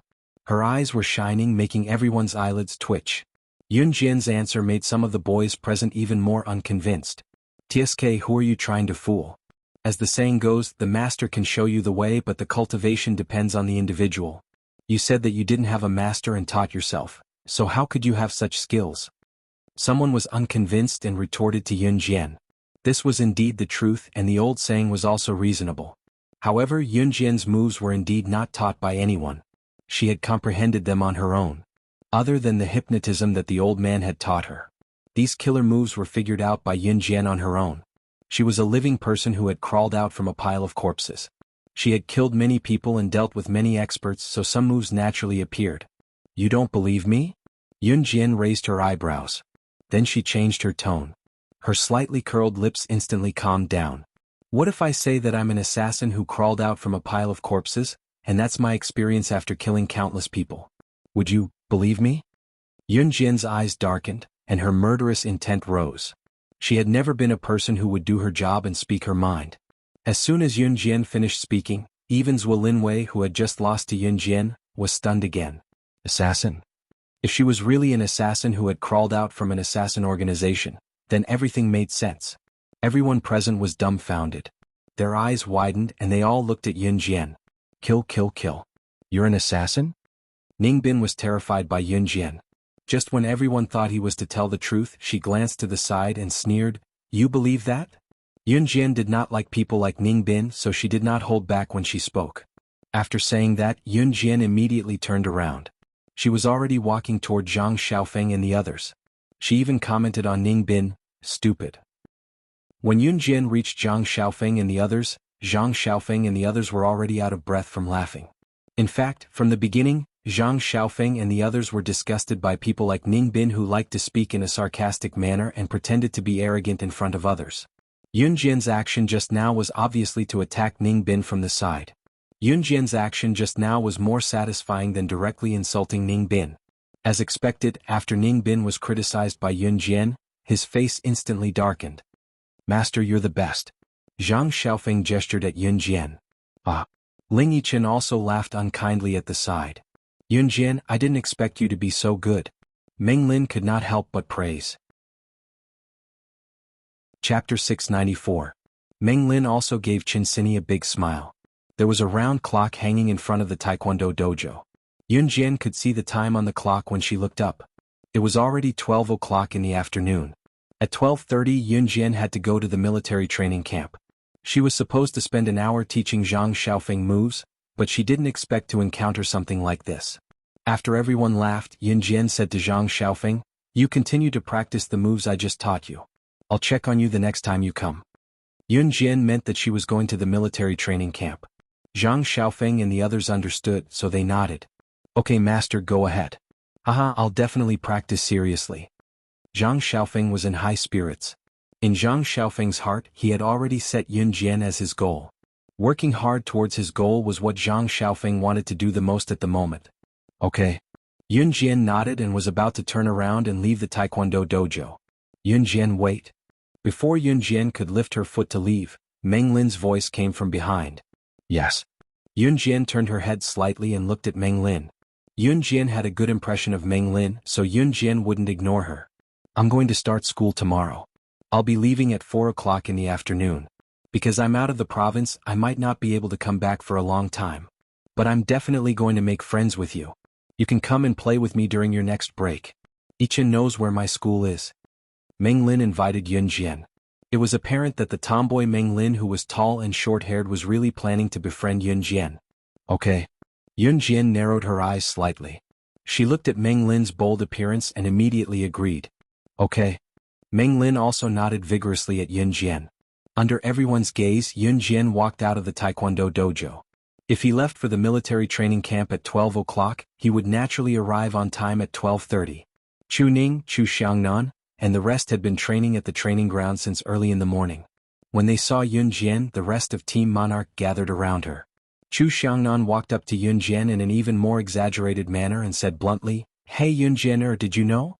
I heard that our Officer Gu is getting married." And this news came from an old officer who is very close to Officer Gu. He said that the date hasn't been set yet, but this matter is most likely going to happen. What do you know? Go away, go away. I'll tell Yun Jian. Chu Ning pulled Chu Xiangnan away and squeezed herself in front of Yun Jian before continuing. Yun Jian, don't listen to that idiot Chu Xiangnan's nonsense, but it's true. It's said that Officer Gu divorced his ex-wife a long time ago and is planning to get married after the new year. That's because this morning, Officer Gu submitted a marriage application to the higher-ups. I wonder who's lucky enough to marry Officer Gu now. It's really hard to find a man as good as Officer Gu. Chu Ning could not help but be a little infatuated. After all, Gu Yunjian's looks were not bad. With a proper military face and a proper military uniform, Gu Junjian was really worthy of a valiant military posture. However, even though Gu Junjian was already in his 40s, it was not hard to tell that Gu Junjian was not bad-looking when he was young. Since Officer Gu is so good, why don't you marry him? Chu Xiangnan glanced at Chu Ning. He did not realize that he had said something so sour. CKU. Chu Ning clenched her fists and chased after Chu Xiangnan as soon as she heard him. Yun Jian chuckled awkwardly, the corners of her lips twitching subtly. What should she say? That the person who said that Officer Gu was getting married was her mother? It turned out that Gu Junjian had already submitted a marriage application to the higher-ups. Chapter 695. However, Yun Jian did not expect Gu Junjian to act so quickly. He had just confirmed his relationship with her mother not long ago, and he had already applied for marriage from his superior. However, it was obvious that Gu Junjian was sincere about Qin Yiru, and Yun Jian was relieved. Chu Ning and Chu Xiangnan soon got into a fight. Lu Shiyun and the rest glanced at Chu Ning and Chu Xiangnan helplessly. How childish. Jiang Weiwei chuckled, but there was no hint of mockery in her words. To Jiang Weiwei, she had already integrated into Team Monarch. Jiang Weiwei might have been conceited before, but she had the right to be conceited. Of course, that was before Yun Jian appeared. People would always grow up, and Jiang Weiwei was one of those people who matured. Chu Ning jumped up and knocked on Chu Xiangnan's head out of habit. Then, before Chu Xiangnan could react, she ran back to where Yun Jian and Jiang Weiwei were and hugged them to hide. Damn it, damn it. Chu Xiangnan called out in dissatisfaction, but he did not chase after Chu Ning to argue with her like Chu Ning did. Although his codename is Lei Ting, he's actually being beaten up by girls. Even the taciturn Hong Fan could not help but use simple words to describe Chu Xiangnan's situation. Lei Ting was Chu Xiangnan's code name. When these words came out of Hong Fan's mouth, they sounded very different. Damn it, Hong Fan, even you dare to say that about me. Take this. Chu Xiangnan gave in to Chu Ning, but he would not give in to a boy. Therefore, after hearing Hong Fan's words, he charged at Hong Fan, and the two of them hugged each other. Just as Chu Xiangnan and Hong Fan were having fun, Yun Jian's melodious voice was heard again. Officer Gu is here. Upon hearing that Officer Gu had arrived, Chu Xiangnan and Hong Fan, who were huddled together, immediately let go of each other. The two of them were like primary school students who were fooling around in class, but suddenly saw the teacher and immediately sat up straight. Chu Xiangnan quickly loosened his grip on Hong Fan. He looked around and shouted, "Hey, where is he? Where is Officer Gu?" Yun Jian smiled. I lied to you. After hearing Yun Jian admit to lying, Chu Ning could not help but laugh out loud. She laughed so hard that tears almost rolled down her cheeks. She didn't expect Yun Jian to be a liar. After laughing, Chu Xiangnan and Hong Fan started fooling around again. Lu Shiyun calmly walked over to Yun Jian and said, "We'll be going to the military academy in Min City in a few days. We'll be going home once every month or half a month." As soon as Lu Shiyun finished this steady topic, Chu Xiangnan and Hong Fan, who were still fooling around, stopped their movements. Everyone turned to look at Yun Jian. Yun Jian was currently in her third year of junior high school and could not enroll in the military academy yet. As for Team Monarch, they had been together for a long time. Now that they were about to part under such circumstances, it was natural for them to feel a little sad. After all, Chuning and the rest would not usually come to the military training camp if they were to go home once a month or half a month. Once they went to the military academy, the training grounds would naturally become the academy's own grounds. Aya, why are you all so sad? It's not like Yun Jian won't come to the military academy to look for us. It's just half a year. Chuning tried to lighten the mood, but she was feeling rather sad too. That's right. Yun Jian, you can come and look for us during your holidays. Chu Xiangnan added. Chapter 696. Lu Shiyun sounded confident when he said that, speaking to Yun Jian in a rather serious tone. That's right. We'll work hard to become people who can fight alongside you. Every member of Team Monarch must live up to this title. Fang Xiaoran followed up Lu Shiyun's words and promised Yun Jian with equal vigor. As soon as Fang Xiaoran finished speaking after Lu Shiyun, everyone present chimed in to support Lu Shiyun's words. There were no weaklings in Team Monarch. The king was someone who stood at the top of the world. They would not be weaklings. They would live up to the title Yun Jian gave them and become true kings. All right. Just as everyone's vigor was about the same and everyone declared that they would fight alongside Yun Jian, a voice as thick as Mount Tai sounded. Everyone turned to see Gu Junjian walking in from outside the training ground. It was obvious that the voice just now came from Gu Junjian. Gu Junjian was deeply moved by their majestic declaration. He quickly stood in front of them and said, with such determination, it means that all of you have the potential to become powerhouses. The future belongs to all of you. Gu Junjian might be different from other officers. He would be stern when it was time to be serious and would joke with them when it was time to be joking. However, he would not be stingy with the encouragement and rewards that were due. After Gu Junjian said those words, everyone then realized Gu Junjian's arrival. Yun Jian smiled as she stood at the side. Haha, Officer Gu, I heard that you're getting married. Is that true? Chu Xiangnan immediately adjusted the situation that had been in high spirits earlier. Once Chu Xiangnan asked Gu Junjian about this, everyone's eyes were fixed on Gu Junjian. It was normal for subordinates to be curious about their superior's privacy. As for Gu Junjian, other than being stern when it was time to be, Gu Junjian was usually very amiable. Gu Junjian's solemn mood was instantly turned red by Chu Xiangnan's words. Officer Gu, just tell us about it, okay? You have to treat us to your wedding banquet. We will definitely come to your wedding banquet. Chu Ning looked at Gu Junjian expectantly as if she wanted to know everything about Gu Junjian. Well, cough cough. Gu Junjian was embarrassed by their stares. He clenched his fist and coughed softly. Train well. Don't think that I can't control you guys just because you're going to the military academy. Before you go, all 6 of you have to pass the assessment with me first. Gu Junjian's face turned red from the scolding. He waved his hand and tried to change the topic. Are you serious? Officer Gu, aren't you being too harsh? Chu Xiangnan immediately shouted weakly when he heard Gu Junjian's words. That's right, Officer Gu. You haven't told us who your bride is yet. Chu Ning cleverly changed the topic. Say it, say it. Chu Xiangnan stood at the side and cheered for Chu Ning. In front of Chu Ning and Chu Xiangnan, these two clowns, Gu Junjian suddenly felt very helpless. It was not that Gu Junjian did not dare to say it, but how was he supposed to bring it up? Was he supposed to say that it was Yun Jian's mother? It was a little strange to hear that from his own mouth. Everyone's gaze shifted to Gu Junjian. Chapter 697. Yun Jian's sudden words shocked everyone present. When they came back to their senses, they turned to look at Yun Jian. Are you kidding? Officer Ji's bride is actually Yun Jian's mother? Chu Xiangnan looked at Yun Jian in shock. His face twitched in shock, and it was obvious that he had yet to recover from the shock. Oh my god. Officer Gu and Yun Jian's mother. Chu Ning shouted as well. Apart from Chu Xiangnan and Chu Ning, the rest of the people present were also dumbfounded. However, they were not as exaggerated as Chu Xiangnan and Chu Ning. However, Lu Shiyun, Fang Xiaoran, Hong Fan, and Jiang Weiwei were still in disbelief. Officer Gu, is this true? Are you sure you're not joking? After all, it was such an unbelievable thing that everyone present was shocked. Chu Xiangnan even turned to look at Gu Junjian and asked seriously. If this was true, wouldn't Officer Gu become Yun Jian's stepfather? Yes, she's right. She's not joking. Officer Gu nodded. Everyone present was stunned again when Gu Junjian admitted it himself. However, since the matter was out in the open, they did not dwell on it anymore. After congratulating Gu Junjian and Yun Jian, the group began their daily training.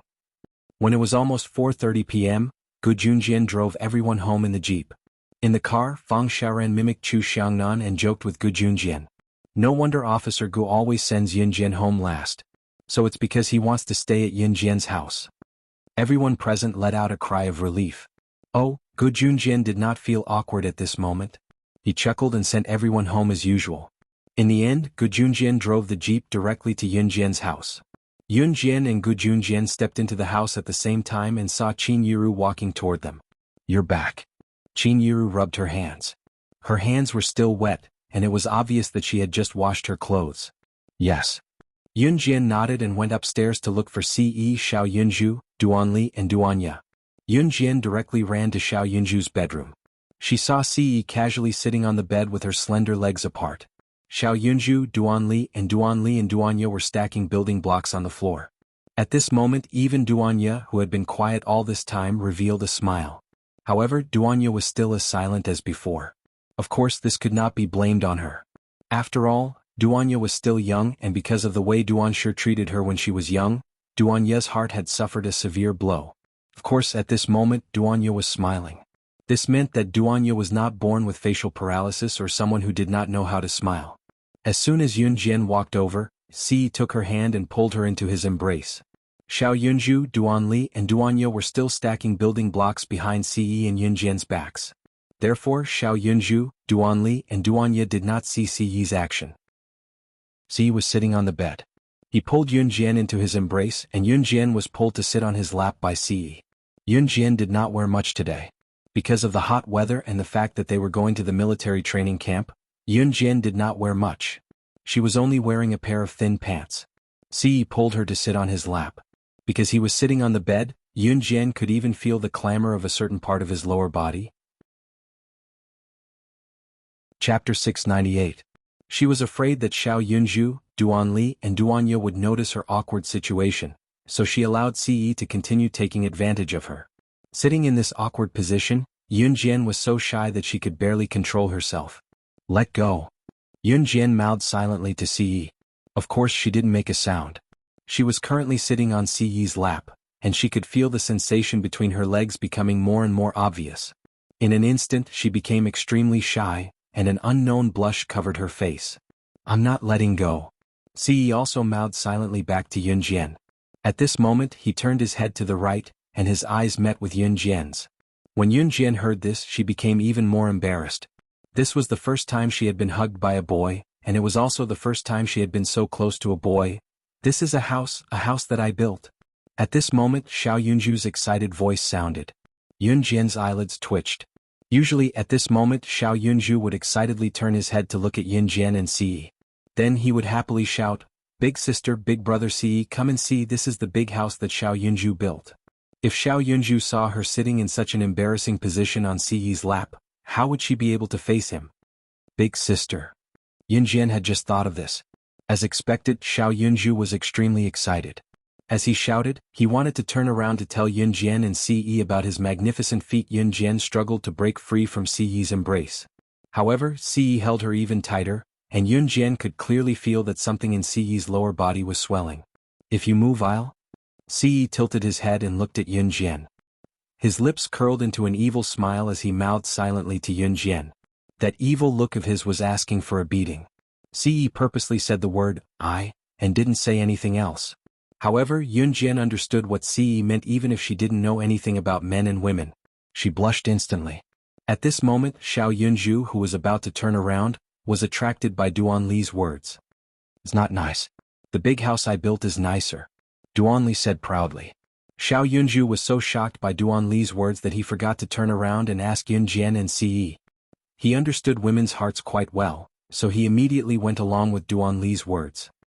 Alright, the big house you built is better than mine. Duanli's face immediately lit up and she smiled happily. As soon as Duanli laughed, Duanya laughed as well. Xiao Yunju's childish face gained a hint of handsomeness. When he saw Duanli smiling happily, it was as if he had encountered something delightful, so he smiled brightly as well. Seeing that Xiao Yunju was restrained by Duanli and did not look over, Yunjian breathed a sigh of relief. She was about to hit Siyi's head to make him let go of her when Qin Yuru's voice came from downstairs. Xiao Jian'ei, come down quick. Mom has something to tell you. With Qin Yuru's shout, Yunjian's heart clenched again. Usually, if Xiao Yunju heard Qin Yuru's shout, even if it was not directed at him, he would quickly turn around to see what was going on, even if Qin Yuru was not shouting to Xiao Yunju. At this moment he was still sitting on Siyi's lap. Fortunately, even Qin Yuru's shout could not stop Xiao Yunju from playing with Duanli and Duanya. Yunjian breathed a sigh of relief as well. She felt like a thief right now. Chapter 699. Xiao Yunju suddenly turned his head because he wanted to ask Yunjian and Siyi if his house or Duanli's house was prettier. However, before Xiao Yunju could finish his question, he saw Yunjian sitting on Siyi's lap. Yunju, what's wrong with you? Duanli glanced at Yunju out of the corner of her eye. Seeing that Yunju had turned around and remained silent, she turned her head as well. Duanya imitated Duanli and turned her head as well. However, Yunjian had already jumped down from Siyi's lap, so Siyi no longer had any motivation to do so. Duanli and Duanya, on the other hand, did not see the shocking scene of Yunjian sitting on Siyi's lap. Nothing. Yunjian pretended that nothing had happened. She glared fiercely at Siyi, which made Siyi's heart itch even more. At this moment Yunjian had already walked downstairs. Siyi saw that Yunjian was a little angry and had even learned to ignore him. He smiled helplessly and followed her downstairs. Xiao Yunju, who was dumbfounded, remained in his previous position. Duanli saw that Xiao Yunju was dumbfounded. She hurriedly asked Xiao Yunju, "Yunju, why does big sister seem angry?" Xiao Yunju was dumbfounded. Then he opened his mouth and said, "I saw big sister sitting on Siyi's lap just now." Duanli seemed to think for a while. Then she said, "Then they must be playing games. Yunju, let's continue to build the house." Thus, the three children continued to play with the blocks in their hands as if nothing had happened. They built a bigger and more beautiful house. Mom, what's wrong? Yunjian, who had just come downstairs, saw Gu Junjian and Qin Yuru sitting on the sofa in the living room. Gu Junjian and Qin Yuru were close to each other with blissful smiles on their faces. It was a heartwarming sight. Xiao Jian'ei, come and take a look. We've picked 2 wedding dates but we don't know which one is the best. Qin Yuru was brimming with happiness as she leaned her head on Gu Yunjian's shoulder with a smile. Yunjian went over with a smile. Siyi had his hands in his pockets as he followed Yunjian over. It was both Qin Yuru and Gu Yunjian's second marriage. Moreover, they already had children now, so there was no need to make such a big fuss about their wedding. Of course, there was still a need for some extravagance, but both Qin Yuru and Gu Junjian agreed that since it was their second marriage, there was no need for an engagement. Although it was her second marriage, from what Qin Yuru could tell, this wedding was truly of her own accord. She was forced to marry Yun Gang previously, it was not sincere at all. Therefore, Qin Yuru was as excited as a little girl when it came to choosing a wedding date. Yunjian took the calendar from Qin Yuru and saw 2 dates circled in red. Yunjian pressed her lips together before she pointed at one of the dates and told Qin Yuru, "This one." Qin Yuru and Gu Junjian craned their necks to see Yunjian's finger pointing at the 21st of the May calendar. 21st of May. 521. Let's choose this date. Gu Junjian said with a glance. Okay, we'll listen to Xiao Jian, Qin Yuru replied softly with a smile. Chapter 700. Once the wedding date was set, it was time to send out the invitations. Since it was their second marriage, Qin Yuru and Gu Junjian would not hold a large-scale wedding like they did with their daughter. Besides, other than Dong Ruan and Zhang Meihua's families, Qin Yuru did not have any important relatives or friends. Gu Yunjian's parents had passed away early, so other than some of his comrades in the military, he did not have anyone else to invite. Moreover, it was their second marriage, so there was no need for a grand wedding, so they kept it simple. I'll write the invitations and send them out tomorrow, Qin Yuru said. Qin Yuru's handwriting was beautiful when she was still a student and was once praised as a model handwriting by her teacher. Sure. Gu Junjian nodded. It was only then that Qin Yuru looked away from Gu Junjian and turned to Ce, saying, if it's convenient, you can ask your family to come as well. Qin Yuru only knew that Ce's mother had passed away early and that the child was quite pitiful. As for other things, Qin Yuru did not know. Qin Yuru only thought that even if Ce's father did not treat him well, his father's family should not be bad, right? However, Qin Yiru was wrong. Siyi's family was complicated and was an internationally renowned arms family. I don't have any family, Siyi said coldly. To Siyi there was no such thing as a father or family. His father treated him as a tool and only wanted to use his marriage to gain more benefits. As for his family, those people could not wait for him to die. If that happened, Lungu would really have no heir. When that happened, his so-called family would then have a chance to fight for the right to inherit Lungu. Qin Yiru was stunned, not expecting Siyi to say that. But thinking about it, if this child's family treated him well, he wouldn't have rushed back home for only a short while. Qin Yiru and Gu Junjian thought that Siyi went abroad every once in a while because Siyi went home every once in a while. In Qin Yiru and Gu Junjian's opinion, Siyi's family was overseas and Siyi was just a rich man's son. It's fine. Your Uncle Gu and I are your family from now on. Qin Yiru nodded at Siyi with a smile and said gently. When Siyi heard Qin Yiru's words, his lips curved into a smile. Xiao Jian's family would be his family from now on. He also had relatives? Mom, I'll help you with this. Yun Jian went over to help when she saw that Qin Yiru was still writing the invitation with a black pen. Oh sure. Qin Yiru did not reject Yun Jian's offer to help her write the invitation. She had already written down the person she wanted to invite on another piece of draft paper. Yun Jian's handwriting had her style as well. Yun Jian's handwriting was neat and familiar with a hint of elegance amidst the scribbles. Her handwriting was beautiful as well. Yun Jian took the black pen from Qin Yiru and helped Qin Yiru copy the content of the invitation into the beautiful rectangular invitation. A handwritten invitation was more sincere. Yun Jian looked at the invitation attentively as she wrote. She wrote seriously. Qin Yiru snuggled up to Gu Junjian with a gentle gaze. Qin Yiru suddenly caught a glimpse of Siyi from the corner of her eye. Siyi was looking at Yun Jian with a doting gaze. Siyi's gaze gave Qin Yiru a strong feeling that even if Yun Jian wanted the stars in the sky, he would give her the entire universe. The more Qin Yiru looked at Siyi, the more she liked him. Chapter 701. It only took Yun Jian half an hour to finish writing the invitations for Qin Yiru. Since Qin Yiru and Gu Junjian had already drafted the invitations beforehand, Yun Jian just had to copy them. Mom, I'm done, Yun Jian said as she handed all the invitations to Qin Yiru. There were not many people to be invited, but there were actually a few invitations written. After all, Gu Junjian had plenty of comrades. Qin Yiru nodded and took the invitations from Yun Jian, saying, Xiao Jian, thank you for your hard work. Yun Jian smiled and tucked the strands of hair by the side of Qin Yiru's face behind her ear. Mom, it's not me.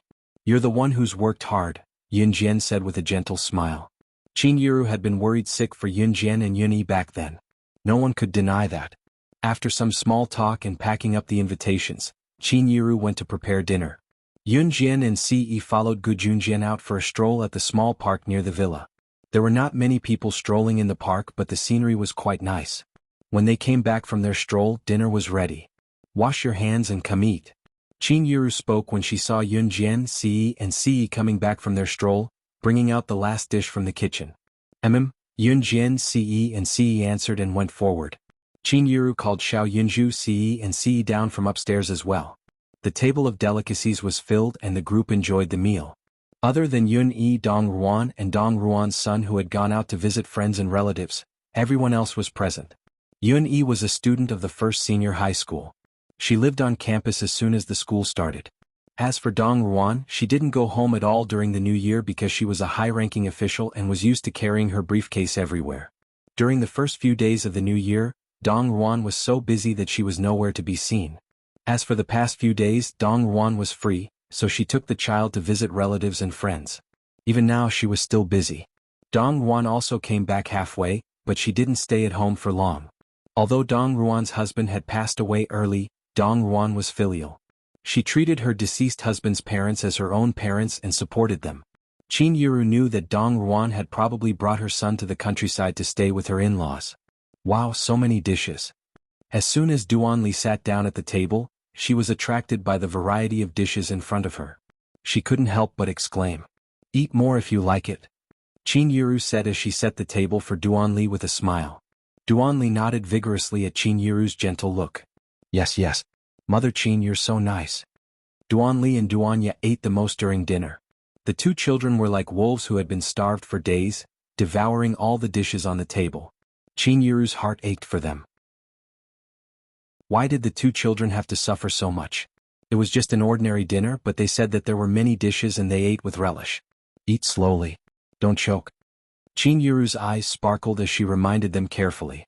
Duanli nodded with rice in her mouth. After dinner, Xiao Yunzhu, Duanli, and Duanya went upstairs again. Chapter 702. Qin Yuru placed the plate of cantaloupe on the low glass table in front of the sofa in the living room and said, "These are freshly cut cantaloupes. I saw an old man selling vegetables at the market today and he said he planted them himself. They're very fresh and hygienic. Come and have a taste." Yun Jian poked a piece of cantaloupe with a toothpick and tasted it carefully. Ce, on the other hand, snatched the toothpick she had used and picked up a small piece of cantaloupe as well, chewing softly as he swallowed it. He smiled slightly.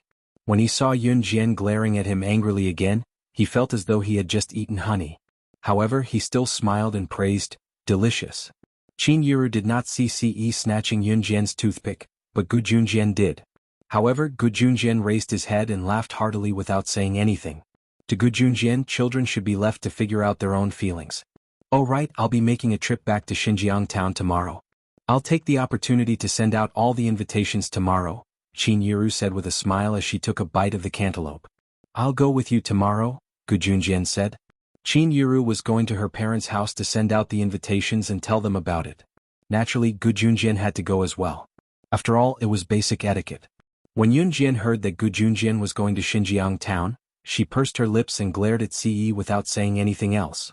Actually, Yun Jian was a little worried about Qin Yuru going back to Xinjiang town to send out the wedding invitations. Back when she had started New Cruise, her nominal grandmother, Qin Yuru's ex-mother-in-law, had asked Qin Yuru for money. If news of Qin Yuru's remarriage got out, Yun Jian was afraid that Lu Lanhua would stir up trouble again. In spite of it, Yun Jian was relieved with Gu Junjian around. After finishing the cantaloupe, Yun Jian told Qin Yuru that she was going to New Cruise. Qin Yuru turned and ran upstairs to get a jacket before chasing after Yun Jian, shouting, "Xiao Jian, it's cold outside at night. Put on a jacket before you go out." However, just as Qin Yuru went upstairs to get a jacket, Yun Jian was already out of the house. "I'll bring it to her." Once he heard that Yun Jian had gone out without a jacket, Ce went over to take the jacket from Qin Yuru and chased after her with his long legs. "Slow down." Qin Yuru could not help reminding her when she saw Ce running after her. "We can care less about the kids in the future. They're all grown up now." Gu Junjian said to Qin Yuru as he swallowed the last piece of cantaloupe with a chuckle. "How can we as parents not care?" Qin Yuru sighed and went to Gu Junjian. Spring was coming and the weather was gradually turning warmer. The temperature in the day could already reach around 30 degrees Celsius, but it would turn cold at night. Yun Jian felt a gust of cold wind just as she stepped out of the mansion, but she did not turn back. Yun Jian was only wearing 2 layers of clothing, a thin autumn jacket underneath. When the cold wind blew, she still felt herself shivering. "Are you dumb? Running out without a jacket?" Ce's rich male voice came from behind, his magnetic voice coming from between his thin lips. Yun Jian was stunned. In the next second, a jacket was draped over Yun Jian. Chapter 703. Yun Jian felt warmth in her heart as Ce led her forward. Although she was scolded by Ce for being dumb, her heart was like a cup of warm milk that was about to be poured out. It was a novel feeling. Ce took Yun Jian to New Cruise first. The company was relatively peaceful now and Zhang Jifan was in charge of it. Not long ago, Yun Jian had arranged for Zhang Jifan, who was managing New Cruise for her, and Su Zetian, the former boss of Dragon Head Gang who was managing Falcon Hall on her behalf, to meet each other. Yun Jian had also arranged for New Cruise and Falcon Hall to work together to improve. One was New Cruise that had made a name for itself in the country, while the other was the biggest mafia in Longmen City that had replaced Flying Passage's position as the second mafia in Jia province. With the combination of the two forces, New Cruise and Falcon Hall were invincible in Longmen City alone, let alone anywhere else. When news of New Cruise and Falcon Hall's collaboration was first spread, it had caused a stir in Longmen City. After all, both of them were the most powerful forces in Longmen City. Now that they were working together, who else in Longmen City could go against them? What outsiders did not know was that, be it New Cruise that had stirred up a storm in the car marketing industry, or Falcon Hall that had changed its name and was led by a woman named Slang Luo to become the second mafia in Jia province, they all had one thing in common: they were now just one of Yun Jian's forces. If the news were to spread, the whole of Longmen City would probably be embarrassed. Sister Jian, Su Ziqian wants me to tell you that Jia province's top mafia group will be gathering all the major mafia groups in Jia province in 2 weeks' time. They've invited various international businessmen and politicians. It'll be a grand occasion, so please attend as Falcon Hall's representative. Zhang Jifan conveyed the message to Yun Jian on behalf of Su Ziqian. Zhang Jifan was in charge of New Cruise now, so he did not encounter any bottlenecks. Su Ziqian was heavily injured before the new year, so he could not attend the Jia province mafia gathering this time. However, this gathering was different from the usual gang gatherings. For this gang gathering, Jia province's #1 gang, the Leopard Pack, had invited many international businessmen and politicians, including some top figures. Under such circumstances, as long as one was smart, one wouldn't let go of this opportunity to make more connections. Okay. Yun Jian raised her eyebrows slightly and agreed. As for Falcon Hall, Su Ziqian had left a lot of things to Duanlei because of his serious injuries. However, Duanlei still couldn't put on airs. After all, he hadn't been the boss before. After Yun Jian agreed, Zhang Jifan felt relieved. After staying in New Cruise for a while, Yun Jian and Ce went home. New Cruise was not far from the villa, so the round trip did not take up much time. It was just a walk. Just as he reached home, before he even stepped into the house, a female voice called out from behind him, "Yun Jian." Yun Jian turned around and saw Lan Su in a black outfit. The tall and slender Lan Su was the center of attention no matter where she went. At the moment, Lan Su was supporting a man covered in blood with her shoulder. Yun Jian took a closer look and quickly realized that the man was Adam. She was stunned. "What's wrong with him?" Ce asked Lan Su before Yun Jian did. After all, he was Ce's subordinate. If something happened to Adam, Ce would naturally be upset. "Someone attacked us just now, Lan Su had no more strength to speak up to this point. Her whole body leaned forward, and just as she was about to fall to the ground with a thud, Yun Jian reached out and held Lan Su as fast as she could, preventing Lan Su from falling to the ground. Chapter 704. Come in. There was a glint in Ce's deep eyes as he spoke. Although she did not know what had happened, Ce spoke calmly. Yun Jian nodded and helped Lan Su into the house. "Xiao Jian, you guys are back." Qin Yiru knew that Yun Jian and Ce had returned when she heard the door open. She turned around and asked at the same time. Before she could finish, however, Qin Yiru saw Yun Jian helping Lan Su, who had fainted, into the house. Ce, who was supporting Adam, who was covered in blood, followed closely behind. Adam and Mo's son stayed in the villa and followed Ce all the time, so Qin Yiru recognized them right away. She was so shocked that the bowl in her hand fell to the floor before she ran over and shouted, What's going on? What happened to the 2 kids?" Mo's son came to the staircase from his room when he heard the commotion. When he saw Adam covered in blood, his eyelids twitched and he jumped down from the railing on the 2nd floor without a word. The height of 1 floor was nothing to Mo. Senator Qin Yiru had already helped Yun Jian to help Lan Su into the house. Mo's son, on the other hand, ran to Adam. They helped Lan Su and Adam to the big sofa on the 1st floor to lie down. Qin Yiru was pacing around anxiously. "What's wrong with the kids? Why did something like this happen to them?" "I'll go to the shop not far away and call for an ambulance," Qin Yiru said, and planned to run upstairs to get her wallet to call the shop outside. "Mom, don't go." Yun Jian's icy voice rang. Yun Jian's icy tone made Gu Junjian, who was about to stop Qin Yiru from taking out her phone from her pocket, pause. "Xiao Jian? This person had fainted. And he was covered in blood. Let's send him to the hospital. Any later?" And Qin Yiru was so scared that her hands were shaking. When Qin Yiru's hands were severely injured by the loom, she had already lost all feeling. She originally thought that her hand would be gone, but she didn't expect the hospital to treat it. Therefore, once something happened, Qin Yiru always believed that she could send the patient to the hospital as soon as possible. This concept was indeed correct. However, Xinjiang Town's hospital did not have the standards and equipment to treat Qin Yiru's hands at the time. Back in Xinjiang Town's hospital, Qin Yiru's hands would have been amputated if Yun Jian had not acted as the lead surgeon. "You can't go to the hospital," Ce repeated what Yun Jian had just said. Why are you the same as Xiao Jian?" If we don't send this person to the hospital quickly and something really happens, then... Qin Yuru was obviously scared out of her wits, but to her, it was true that she had acted out of concern for Lan Su and Adam's safety. I know medicine. Yun Jian's voice rang while Qin Yuru was at a loss. Qin Yuru and Gu Junjian were stunned. Huh? Xiao Jian? How could you? Qin Yuru did not believe it, of course. Qin Yuru was indeed stunned when she heard Yun Jian's words, but she was the child she raised herself. How could she not know how capable her daughter was?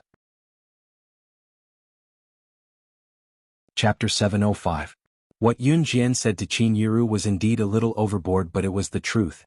Moreover, it was an emergency now. Yun Jian did not have the time to explain so much to Qin Yuru. Emo-sen, go to my room and get the medical kit. It's under the wardrobe facing the entrance, the first cabinet on the left, Yun Jian told Emo-sen before Qin Yuru could react. Yes. Once Emo-sen heard that Yun Jian knew medicine and had medical equipment at home, he sprinted upstairs almost at the same time. He looked like something would happen to Adam if he was a second late. Xiao Jian.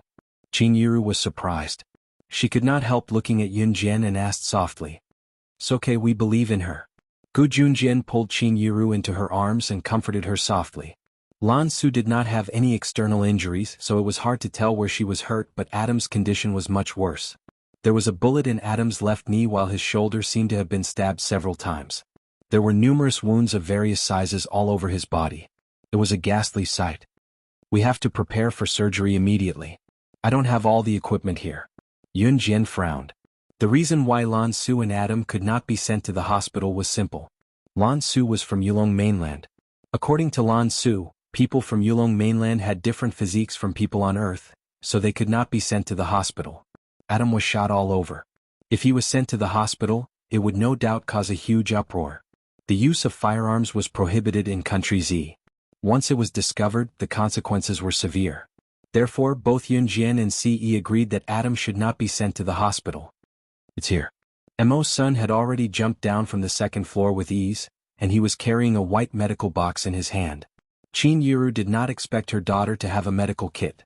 She was stunned for a while. She suddenly felt that her daughter was different from before.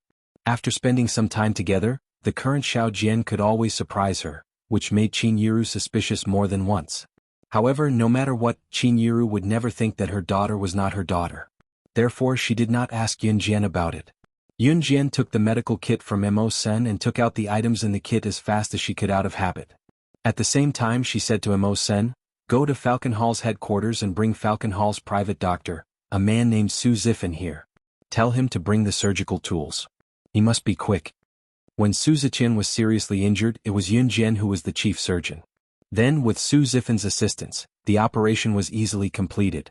Su Zifan could only be considered as half of Falcon Hall's private doctor before Yun Jian hired him to be Falcon Hall's private doctor directly. Yun Jian was halfway through her words when Emo-sen dashed out.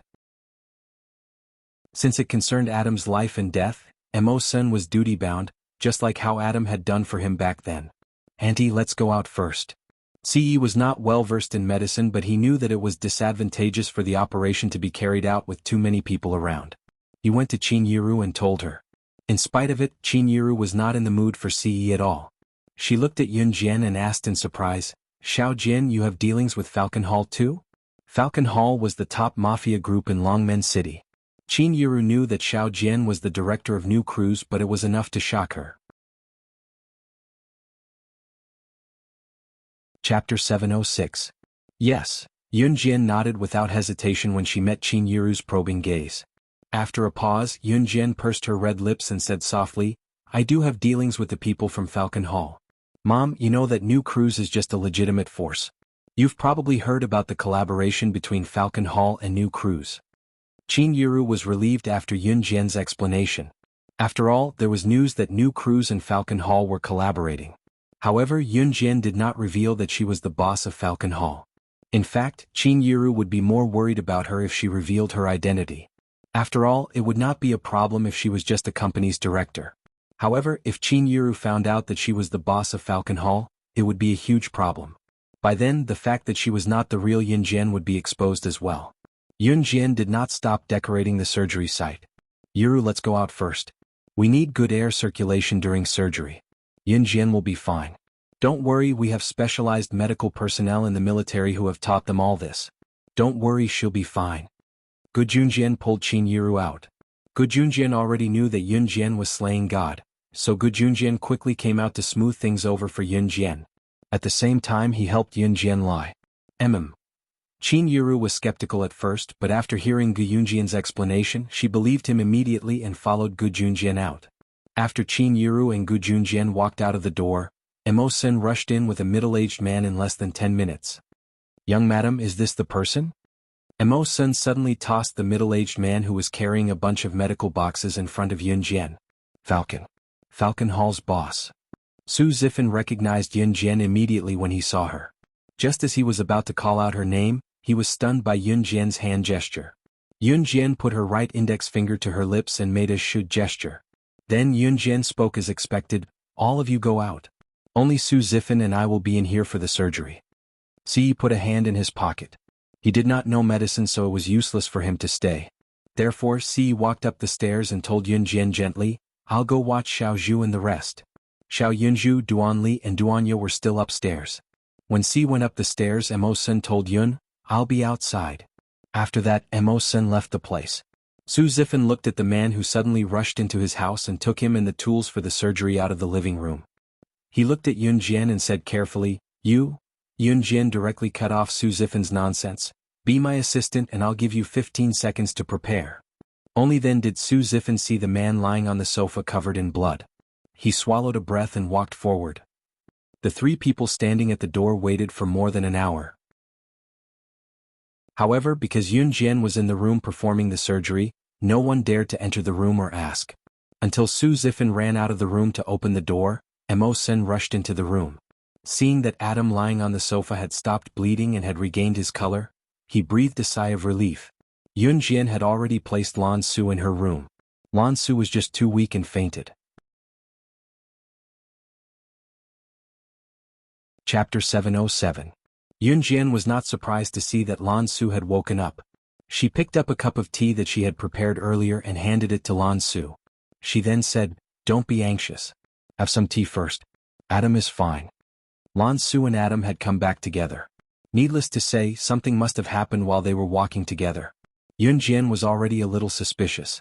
However, she still helped Lan Su up slowly. She let Lan Su lean against the headboard and let her drink some water first. Is he really all right? Lan Su heard Yun Jian's words. She obediently swallowed the water in the cup before asking in a serious tone. Naturally, she was referring to Adam. I just operated on him. He should wake up in a while. Yun Jian glanced at Lan Su. Lan Su and Adam had just met yesterday. Moreover, the two of them had been at loggerheads since the beginning. In the end, it had only been a short while and Lan Su had already started to care about Adam? Lan Su's pale lips regained some color. She nodded and then explained to Yun Jian, It's the people from the Murong clan of the Yulong continent. They're also here. Lan Su's beautiful face gradually paled when she mentioned the Murong clan. Murong clan? Yun Jian could not help but frown slightly. It was the first time she had heard this name. Lan Su nodded at Yun Jian and then began to explain. The Murong clan was one of the great aristocratic families of the Yulong continent. However, thousands of years ago, when the sorcerer god of the sorcerer tribe was still alive, the Murong clan was not even a millionth of the sorcerer tribe. It could be said that the Murong clan thousands of years ago was just a small aristocratic family. Its status was so weak that it could be ignored. However, after the sorcerer god's fall, the Murong clan gradually rose to prominence. Today, the Murong clan had already become one of the four great aristocratic families of the Yulong continent. Its status was even close to surpassing the current number one aristocratic family of the Yulong continent. The shaman tribe, which was gradually declining, became the Murong clan's toy. As for today, Adam was dissatisfied with the draw he had with Lan Su yesterday, which was why he went to challenge Lan Su to a duel, but he did not expect that he would run into the people from the Murong clan.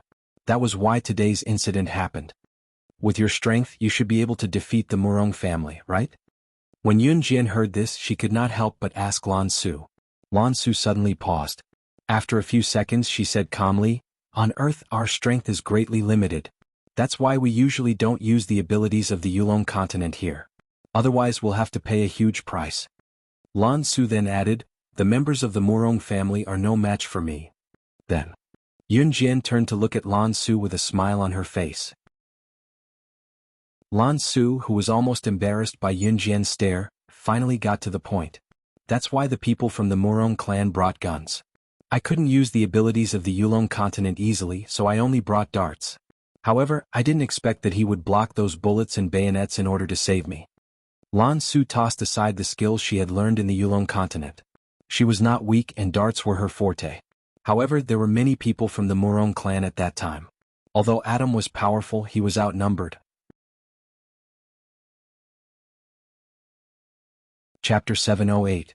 What are the consequences of using your powers on Earth? Yun Jian asked as she took the empty cup from Lan Su's hand and placed it on the bedside table. She gently laid Lan Su back under the blanket. I won't be able to cultivate for 100 years. Lan Su watched as Yun Jian covered herself with the blanket. Her thin lips moved slightly, and a trace of seriousness appeared on her cold face. Even Yun Jian couldn't help but move her lips when she heard Lan Su's words. 100 years was a person's lifetime. Most people didn't even live to be 100 years old. Old people in their 80s or 90s were already considered to have lived a long life. Using Yulong mainland's powers on Earth was equivalent to not being able to take a single step forward for 100 years, no matter how hard one cultivated. This was a huge price to pay. It was no wonder. The younger generation of the Murong family that Lan Su mentioned, including the people from Yulong mainland who came to Earth, would definitely not use Yulong mainland's powers. After all, stopping one's cultivation for 100 years was crueler than taking a cultivator's life. Yun Jian hesitated for a moment, then paused to ask. At the critical moment, Lan Su had already made her move. This meant that Lan Su's cultivation wouldn't be able to progress for the next 100 years. I'm fine. Lan Su revealed a sweet smile. Her usual cold face coupled with her current smile made Yun Jian's heart skip a beat. Have a good rest. I'll go downstairs and take a look. Yun Jian said as she tucked Lan Su under the blanket, then walked downstairs. However, just as she walked out of her bedroom, she saw Ce standing at the top of the stairs. His tall and slender figure was very eye-catching. Ce's black hair moved. He turned slightly towards Yun Jian, then walked towards Yun Jian. How was it? Ce looked at Yun Jian. He raised his eyebrows and continued to ask.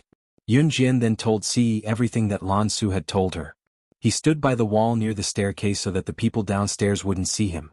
When Ce heard this, he frowned slightly. After raising his eyebrows, Ce said to Yun Jian, "You have to be careful in the future." What do you mean? Yun Jian quickly guessed Ce's thoughts and raised her eyes slightly. Yes. Ce nodded. Then, without giving Yun Jian time to think, he held Yun Jian's little hand and went downstairs. Ce's meaning was simple.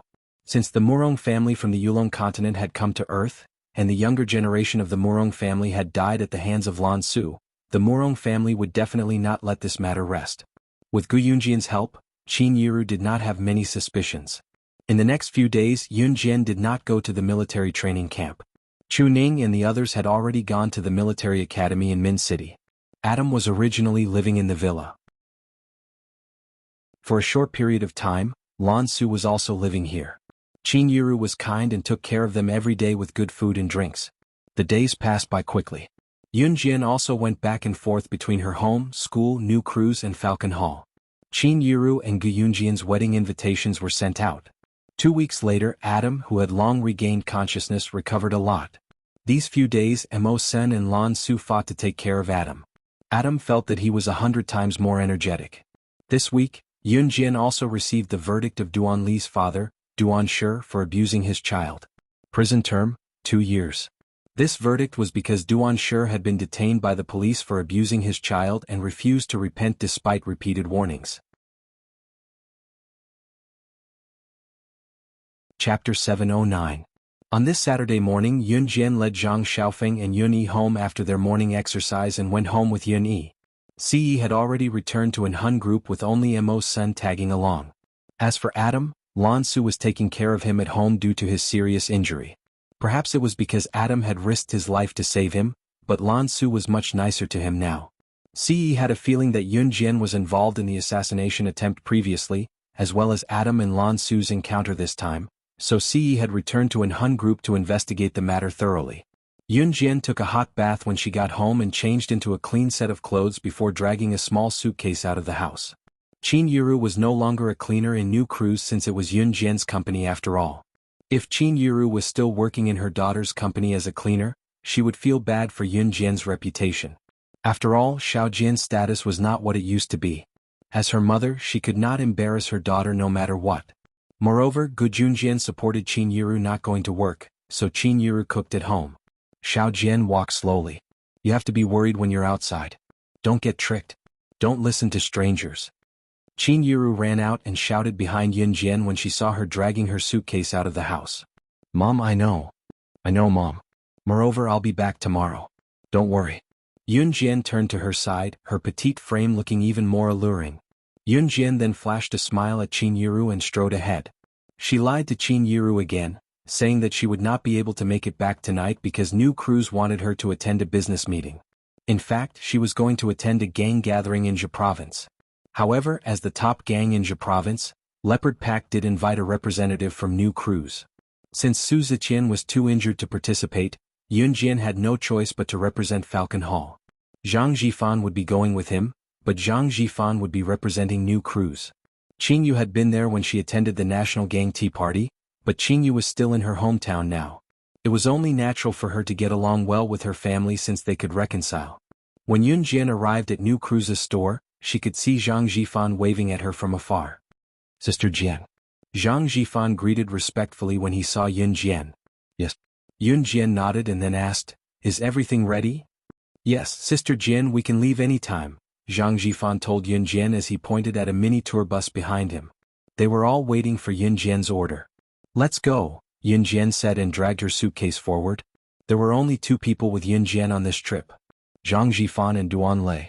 Su Ziqian could not go due to his injury. Leopard Pack was the top gang in Jia Province and was based in Hang City, the provincial capital of Jia Province. It was not far from Longmen City, only a 2-hour drive at most. Yun Jian was going to Hang City today and would only stay for a night before returning the next day. She had brought her suitcase with her because she had brought her firearms. When Yun Jian and Zhang Jifan boarded the tour bus, Duan Lei, who sat in front, turned to look at them. Sister Jian, I'm driving? Yun Jian nodded softly. Chapter 7:10. Duan Lei drove steadily. By the time he reached Hang City, it was already past 9 in the morning. Sister Jian, let's drop off our luggage at Xan Garden Hotel first. Duan Lei's eyes were glued to the front as he drove, but his voice was directed at Yun Jian, who was behind him. Yun Jian replied with a nod as she looked out the window. Xan Garden Hotel was a 5-star hotel that Leopard's gang had arranged for all the major gangs in Jia Province who were attending the gathering, as well as businessmen, politicians, and internationally renowned figures from afar. The gathering this time was at 8 in the evening. It would be late by the time it ended, so Leopard's gang had prepared a suite for everyone who came from afar. They could check in as long as they reported their identities to the receptionist at the front desk. This was how Leopard's gang's boss treated the guests from afar. Sister Jian, let me help you with your luggage. When they reached the bottom of the stairs of Xan Garden Hotel, Yun Jian's luggage could not be moved anymore. It had to be lifted, so Duan Lei ran over to help Yun Jian with it. Yun Jian had already retracted the luggage handle swiftly and was 1 step ahead of Duan Lei to lift the luggage. It's okay, I'll do it myself, Yun Jian said. As she spoke, Yun Jian carried the luggage to the stairs of Xan Garden Hotel easily. Seeing this, Duan Lei didn't insist and followed closely behind. Just as they reached the entrance, they were greeted by a mother and son pair. The mother who walked in front was dressed to the nines. She looked to be in her 20s or 30s as she strutted toward the entrance with her son swaying her hips. Behind this young mother and child, there was a large group of bodyguards dressed in black. Coincidentally, the group of people and Yun Jian met one another, one entering and one exiting. Yun Jian did not mind. After she went up the stairs of Xan Garden Hotel, she put down her luggage and pulled the lever again to drag it forward. Duan Lei and Zhang Jifan followed behind Yun Jian as well. Only one door was open at the entrance of Xan New Garden Hotel. The other doors were closed as usual. Yun Jian was already 1 step ahead and was about to enter the New Garden Hotel. Duan Lei and Zhang Jifan followed behind Yun Jian. Just as Yun Jian was about to enter the hotel, the young mother saw her and frowned slightly. Then she looked at Yun Jian with disgust, as though she was unhappy that Yun Jian had entered the hotel before her and blocked her way out. Therefore, when Yun Jian was about to enter the hotel, the young mother opposite her quickened her pace. Yun Jian had already noticed the young mother's actions. She frowned slightly and acted as if she didn't notice the young mother taking large strides towards her. Disregarding everything else, the young mother was definitely a competitive person. Just as Yun Jian was about to enter the hotel, the young mother pulled her son's right shoulder and tried to use her right shoulder to knock Yun Jian as though nothing had happened. Yun Jian's eyes flashed. She suddenly realized what was going on. She was one step faster than the young mother. She reached out to pull the lever and swiftly lifted her luggage to dodge to the side. The bodyguards behind the young mother were dumbfounded. How could this young lady be so agile? Chapter 7:11. The young mother was trying to teach Yun Jian a lesson when she suddenly bumped into Yun Jian with her child. The girl had seen her just now. How dare she walk through the door before her? How bold of him. Did she know who she was? It was just that the young mother did not expect Yun Jian to react so quickly when she bumped into Yun Jian with her shoulder, dodging the impact instantly. The young mother, on the other hand, could not stop herself. She was still standing in Xan Yuan Hotel. The hotel floor was made of glossy tiles and the cleaners had just mopped the floor not too long ago, so the floor was rather smooth. Therefore she accidentally slipped and the young mother pulled her son forward and fell heavily. "Madam! Young master! Watch out!" The bodyguards behind her yelled and rushed forward when they saw the situation, but they could only protect the young mother's son in the end. The young mother, on the other hand, fell hard to the ground beside Yun Jian. The fall made the young mother feel like her nose that was smashed into the ground was going to dent as her head sank. In the next second, excruciating pain spread through her body. It was only after the young mother fell that the bodyguards behind her reacted and helped her up. By then the young mother was already spasming with hatred. She pushed all the blame onto Yun Jian. When she was helped up by the bodyguards, the young mother felt like her bones were cracked. She was in so much pain that she could barely stand. In spite of it, the more pain she felt, the more the young mother blamed Yun Jian for all the mistakes. "It's all your fault. Why did you dodge? If you didn't, I wouldn't have fallen. Are you crazy?" The young mother pointed at Yun Jian and yelled as she was supported by the bodyguards. Yun Jian's eyes glinted. She did not expect the young mother to blame her. "Sister Jian?" It was obvious that the young mother was being unreasonable. Duan Lei and Zhang Jifan, who were behind Yun Jian, saw through the whole story and were about to stand up for Yun Jian. Yun Jian raised her hand to signal them to keep quiet. Duan Lei and Zhang Jifan were men who obeyed Yun Jian's orders. Since Sister Jian forbade them from doing anything, they kept their mouths shut. In this era, the concept of wealth and social status was very strong. Therefore, even if some rich people were unreasonable, they could still distort the truth. Some rich people's greatest pleasure was to show off in front of people who seemed to be of lower status than them. This type of person was someone who had nothing better to do. And clearly this young mother was such a person. "You were the one who bumped into me first. If I didn't dodge, would I have stood there and let you knock me down?" Yun Jian glanced at the young mother from the corner of her eyes, her icy voice laced with a chilling murderous intent. The young mother couldn't help but shiver. But when she thought of her current identity, she raised her head and shouted back at Yun Jian, "It's your honor to be hit by me." As soon as these words were spoken, most of the people present could not bear to continue listening. Yun Jian frowned slightly. Compared to this young mother in front of him, the people he had met before were not the best. "Ha!" Yun Jian sneered. After Yun Jian cackled, she turned to leave, not wanting to be entangled with the young mother.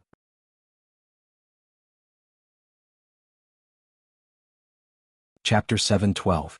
Yun Jian planned to bring Zhang Jifan and Duan Lei into the hotel, ignoring the young mother's nonsense. However, the young mother's scream came from behind. Yun Jian curled her lips into a smile. Longwen Group? Longwen Group was one of the top companies in Zhe province. It was well known in the entire province. Unlike New Cruise had just risen to prominence even though it was already well known throughout the country. On the other hand, Longwen Group had been established since the Republic of China. After a few generations of research and promotion, Longwen Group had become Zhe province's spokesperson. She had heard that Longwen Group was close to Zhe province's top mafia group, Leopard Pack. She did not expect them to have such a relationship. The wife of Longwen Group's CEO and the wife of Leopard Pack's boss were sisters? It was no wonder that Longwen Group and Leopard Pack were two unshakable forces in Zhe province. There were even people who claimed that if Longwen Group or Leopard Pack were to be destroyed one day, it would be more unbelievable than the sky falling. Seeing Yun Jian pause, the young mother thought that Yun Jian was really afraid. She walked over with a cold smile and threatened Yun Jian, "Are you afraid? Apologize to me. Otherwise I'll teach you a lesson even if you're just a little girl." The young mother rubbed her arm and scoffed coldly. Her name was Kai Wenhui, the wife of Longwen Group's CEO. What was even more terrifying was that her brother-in-law was the boss of Zhe Province's top mafia group, Leopard Pack. With such an identity, Kai Wenhui was proud of herself in front of everyone and rarely caused trouble. "That's right. You've offended our CEO's wife. If you want to leave, you'll have to ask for our permission first." One of the burly bodyguards strode forward as if he wanted to show off in front of Kai Wenhui. He turned around and yelled at Yun Jian. Seeing this bodyguard's arrogance, the other bodyguards stood out one after another. It was as if Yun Jian was the one who offended Kai Wenhui first. "Oh." Yun Jian's deep eyes narrowed as she scanned the crowd with a chilling gaze. In the next second, just as Yun Jian was about to speak, a loud female voice rang out. "Sister, she's my friend. Don't make things difficult for her." Hearing the voice, a sweet-looking young girl wearing a pink glazed dress ran towards them. She ran up to Yun Jian happily, then put her arm around Yun Jian's shoulder and said to Kai Wenhui. Yun Jian's eyelids twitched. In the next second, this girl in a pink glazed dress suddenly appeared and put her hand on her shoulder. Although Yun Jian was able to react in time, she did not distance herself from the girl's approach. When Kai Wenhui suddenly saw this young girl, her face was instantly covered with disgust. Kai Wenhui looked at the young girl who had suddenly appeared. She viciously pointed her finger at the young girl, and scolded her in a low voice, without a care for her image. "Scram! I'm not your sister. You're just an illegitimate daughter. You don't deserve to call me sister. Beatrice TC. Don't let me see you." Kai Wenhui yelled as she left. After seeing this young girl who had suddenly appeared, Kai Wenhui practically grabbed her son and fled with a group of bodyguards. She was not even interested in dealing with Yun Jian. Yun Jian was slightly suspicious. However, she saw this young girl in a pink glazed dress reach out her hand to Yun Jian. "Hello, I'm Dai Qingqing. The situation just now was urgent, so I called you my friend. Sorry."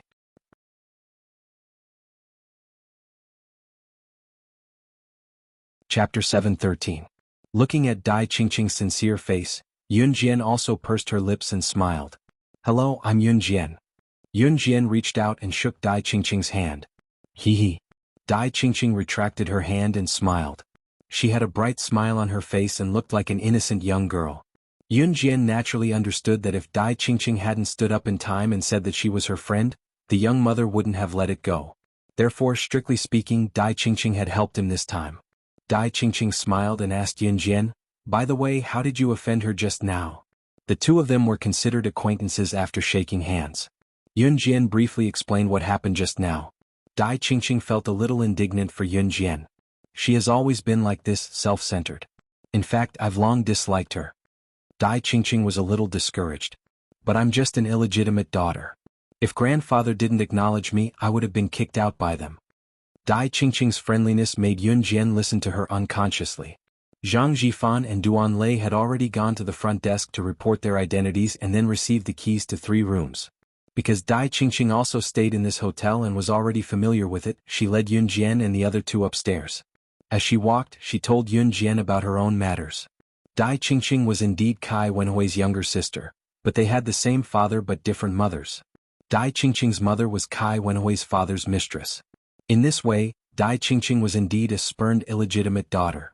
"My mother passed away when I was 10 years old after giving birth to me. Later, grandfather insisted on bringing me back despite the family's objections. Grandfather also notarized 1/3 of the company's inheritance rights to my name, so the Kai family hates me but doesn't dare to touch me." Dai Qingqing confided to Yun Jian. Although Dai Qingqing and Yun Jian just met, her intuition told her that Yun Jian was definitely a friend worth making. Kai Wenhui and Dai Qingqing's father had a total of 3 daughters. One was his eldest daughter, Kai Wenhui, who was now married to the CEO of Longwen Group. One was his second daughter, Kai Wenling, who was now married to the boss of the Leopards gang. Dai Qingqing followed her mother's surname. After all, she was an illegitimate daughter. The chairman of Kai Wenhui and Dai Qingqing's father's company was their grandfather. The reason why Kai Wenhui didn't dare to touch Dai Qingqing was that their grandfather had given Dai Qingqing the right to inherit the company's shares. Their grandfather only had 3 granddaughters, so the company would only be handed over to the 3 of them. Although it was very complicated, Yun Jian still listened to Dai Qingqing. Sometimes, fate came in a very subtle way. Clearly, some people had just met each other and could not even be considered friends. But even so, 2 people could act like they had been friends for many years. To Yun Jian, Dai Qingqing was one of them. Perhaps he was the only one. Later, Dai Qingqing simply chatted with Yun Jian in her room. And Yun Jian had nothing to do anyway, so she chatted with Dai Qingqing. At noon, Dai Qingqing volunteered to take Yun Jian and the other 2 to a nearby restaurant for boxed lunches. Chapter 7:14. Although Dai Qingqing was not favored in the Kai family, her grandfather was the head of the household and she was the one he doted on the most. The Kai family's company was well known in the entire country Z. Therefore Kai Wenwei and Kai Wenling could not do anything about old Master Kai's doting on Dai Qingqing. Usually Kai Wenwei could only talk to Dai Qingqing, but she didn't dare to do anything to her. What Kai Wenwei feared the most was that Dai Qingqing would complain to old Master Kai and Kai Wenwei would be done for then. Dai Qingqing, on the other hand, was lacking in everything except money. Old Master Kai doted on her. Therefore, after Dai Qingqing forced Yun Jian, Duan Tian and Duan Tian to a meal, she suggested going to the skating rink. Yun Jian had nowhere to go in the afternoon, so she agreed to Dai Qingqing's invitation. Since she had nowhere to go and had nothing to do in the hotel room for the whole afternoon, she accepted Dai Qingqing's invitation. Then let's go now. Dai Qingqing said when she saw that Yun Jian, Duan Tian, and Duan Tian were done eating. Sister Jian, we won't be going. Zhang Jifan stood up and told Yun Jian with a smile. Duan Lei shared the same thought as Zhang Jifan. Perhaps the younger generation liked to go to crowded places to play, but for people like Zhang Jifan and Duan Lei who had lived half their lives, their interest in the skating rink might not be as interesting as sitting around and playing cards with a group of people. Okay. Yun Jian nodded. Zhang Jifan and Duan Lei left with Yun Jian's order. Seeing that Zhang Jifan and Duan Lei had left, Dai Qingqing turned to look at Yun Jian and asked the question that had been bothering her. Yun Jian, aren't they older than you? Why did they call you Sister Jian? Dai Qingqing was the kind of girl who was naive and romantic. She was usually bubbly and could be a little smart when necessary. This was evident when she helped Yun Jian scare away Kai Wenwei when they first met. Because Yun Jian suddenly kept him in suspense. Halfway through her sentence, she curled her lips and said, "Because I'm their boss." Her tone sounded like she was joking. Dai Qingqing was stunned for a moment before she reacted. She immediately replied to Yun Jian with a smile, "You're so young. How could you be their boss?" With that, Dai Qingqing pulled Yun Jian's arm and walked happily to the largest skating rink in Hang City. The largest skating rink in Hang City was very large. It was equivalent to a large sports field. Dai Qingqing and Yun Jian each bought a pair of ice skates from a vendor at the entrance of the skating rink. The pair that Dai Qingqing bought was pink with a little rabbit pattern on it. On the other hand, Yun Jian bought a pair of sky blue shoes that looked like crystal shoes. Under the sunlight or lights they seemed to glow. Hurry up and try it on. See if it fits. After buying the tickets and entering the skating rink, Dai Qingqing picked up the skates eagerly and pulled Yun Jian to a bench to put them on. Yun Jian smiled as well and bent down to change her shoes on the bench. Dai Qingqing was thrilled because she had found a friend. Although Dai Qingqing looked happy all day long, she was actually very lonely. Due to her status as the illegitimate daughter of the Kai family, she had never received any respect or friendship at home or in school. Chapter 7:15. After hearing this familiar voice, Dai Qingqing's smile instantly froze. At this time, Dai Qingqing was still bending over to put on her shoes, but when this voice sounded, her hands that were putting on her shoes instantly froze, and even the smile on her face froze a little. Hee, so our illegitimate daughter also comes to the skating rink to skate. TSK, look, you even brought a friend today? This sarcastic male voice became more and more unpleasant, and Dai Qingqing's face became more and more gloomy. She didn't even dare to look up. It wasn't Dai Qingqing's first time skating. On the contrary, Dai Qingqing's skating skills were excellent. Dai Qingqing's school was an aristocratic school, and it was one of the best in the entire Hang City. The aristocratic school had an amateur skating club, which was jointly opened by some skating enthusiasts. Dai Qingqing didn't have any friends at school, but she had a good relationship with the director of the amateur skating club. However, the director was a boy and Dai Qingqing wasn't in the same class. The reason why the director was friendly to her was only because Dai Qingqing was excellent at skating. The male voice that was mocking Dai Qingqing just now lost interest when he saw that Dai Qingqing ignored him. After all, this person just wanted to show off in front of his friends, but seeing that Dai Qingqing ignored him, he could only give up. But suddenly seeing that there was a girl sitting next to Dai Qingqing, his playful heart rose again. Since Dai Qingqing ignored him, then he would play with her friend. At this moment, Yun Jian was sitting on the bench of the skating rink, bending over to change her shoes. She naturally heard the male voice that insulted Dai Qingqing, but Dai Qingqing chose to ignore it, so Yun Jian naturally ignored it. "Are you Dai Qingqing's friend? Raise your head and let me see." The male voice shifted his target to Yun Jian, and said to Yun Jian in a commanding tone. Dai Qingqing was always alone at school and she didn't have any friends. Because of her identity as an illegitimate daughter, and because Kai Wenhui liked to use her identity to threaten Dai Qingqing's friends, Dai Qingqing didn't have any friends in the end. Only the director of the skating rink club was not afraid of Kai Wenhui's oppression and still walked with Dai Qingqing.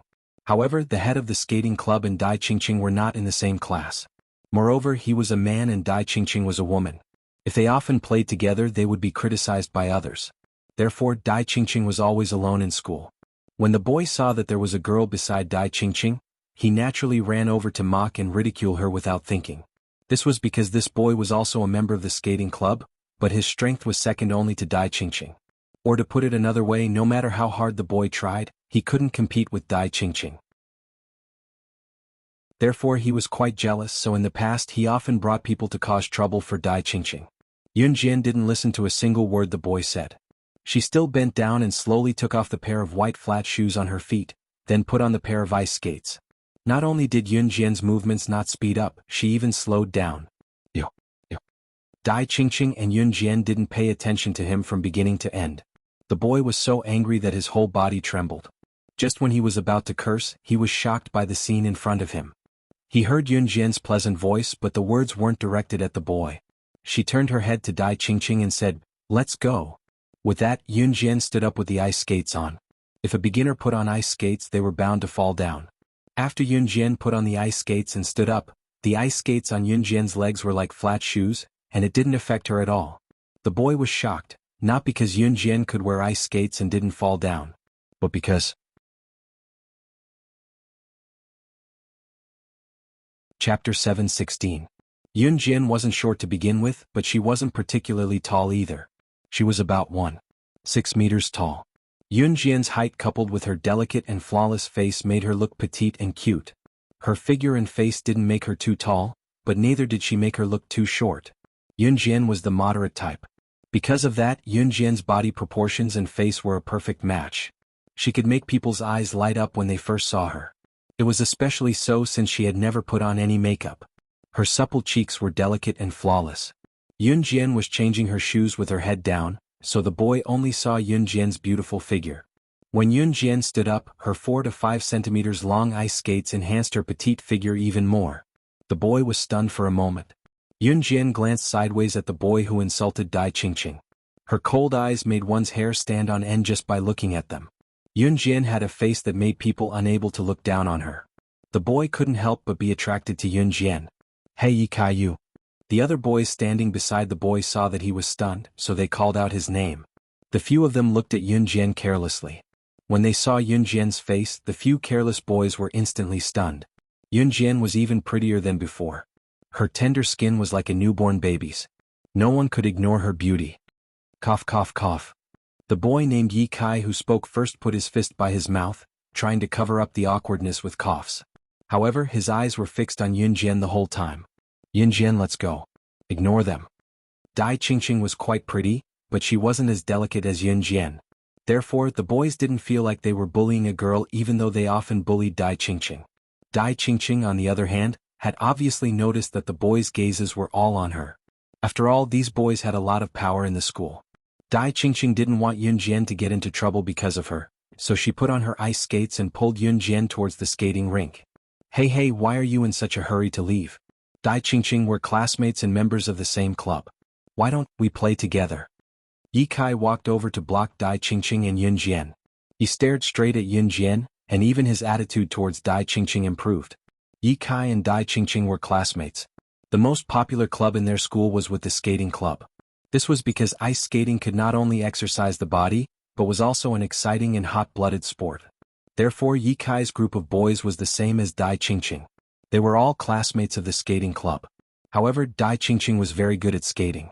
Moreover, Dai Qingqing's appearance didn't suit the boys' tastes. Therefore Yi Kai's group often found trouble with Dai Qingqing. However, they were stunned when they saw Yun Jian. Now their attitude towards Dai Qingqing improved only because of Yun Jian's appearance. Yi Kai's heart itched.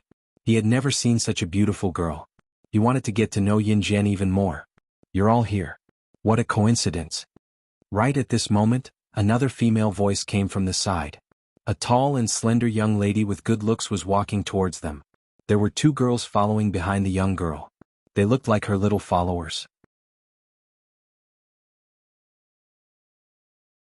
Chapter 7:17.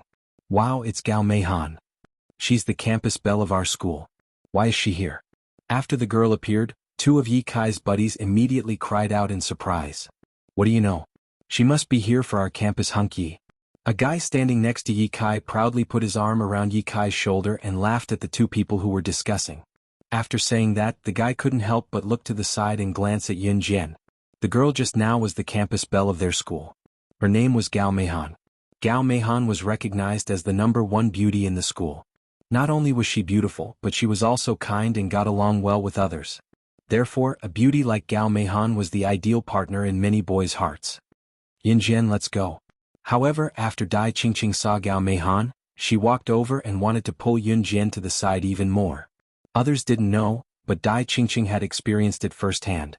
Gao Meihan, who was rumored to be beautiful and kind, only knew how to pretend in front of boys. Dai Qingqing accidentally bumped into Gao Meihan on her way to school. At that time, Gao Meihan said that she was fine. Dai Qingqing thought that Gao Meihan was a nice person. However, in less than 2 days, there was news that she didn't apologize for bumping into Gao Meihan. Immediately, some boys came to Dai Qingqing to cause trouble, using the excuse of standing up for their goddess. Gao Meihan pretended to be innocent and told the boys not to cause trouble for Dai Qingqing. She said that it was her own accident. This way the boys could stand up for Gao Meihan even more. Dai Qingqing was messed up badly back then. Therefore, when Dai Qingqing saw Gao Meihan, she felt a wave of hatred in her heart. Yun Jian had been watching from the side. She didn't forget that she came to Hang City to attend the gang gathering at night. However, she didn't expect to be friends with Dai Qingqing. As for coming to the ice skating rink, it was purely out of interest. As a special agent in her previous life, Yun Jian basically knew everything that could be said. This was because special agents had to mix in all kinds of situations to kill people. Yun Jian might not be particularly good at ice skating, but compared to ordinary people, she was a piece of cake. Yes. Yun Jian didn't want to stay here any longer. When she heard that Dai Qingqing was going to leave, she turned around and left with Yi Kai and the others on her back. Seeing that Dai Qingqing and Yun Jian had left on their own accord, Gao Meihan's somewhat unhappy expression instantly improved a little. Everyone knew that Gao Meihan liked Yi Kai. Yi Kai was the school hunk in their school. He was indeed good-looking. He was tall and lean, which was exactly what girls liked. Therefore, Gao Meihan purposely came here to look for Yi Kai. Gao Meihan knew that Yi Kai would definitely be here. Yi Kai was a member of the school's skating club. Gao Meihan already knew that he loved skating the most. However, she didn't expect to see Yi Kai staring blankly at a girl as soon as she entered the venue. No girl had ever caught Yi Kai's eye, including herself. Therefore, Gao Meihan watched Yun Jian walk over with a hateful gaze. Seeing that Dai Qingqing and Yun Jian were about to leave, Gao Meihan was also relieved. At this moment Yi Kai's voice sounded again, "Wait! Don't go." Yi Kai once again looked at Yun Jian with infatuation. It was undeniable that he fell in love with Yun Jian at first sight. Yi Kai took a deep breath. He looked at Dai Qingqing and realized that Yun Jian was with Dai Qingqing. Therefore he said to Dai Qingqing, "Dai Qingqing, if I did anything wrong to you before, I apologize to you. I'm now sincerely inviting the two of you to come with us. Please don't reject." Yi Kai had high standards. Even a school belle like Gao Meihan couldn't catch his eye. However, he fell in love with Yun Jian the moment he saw her.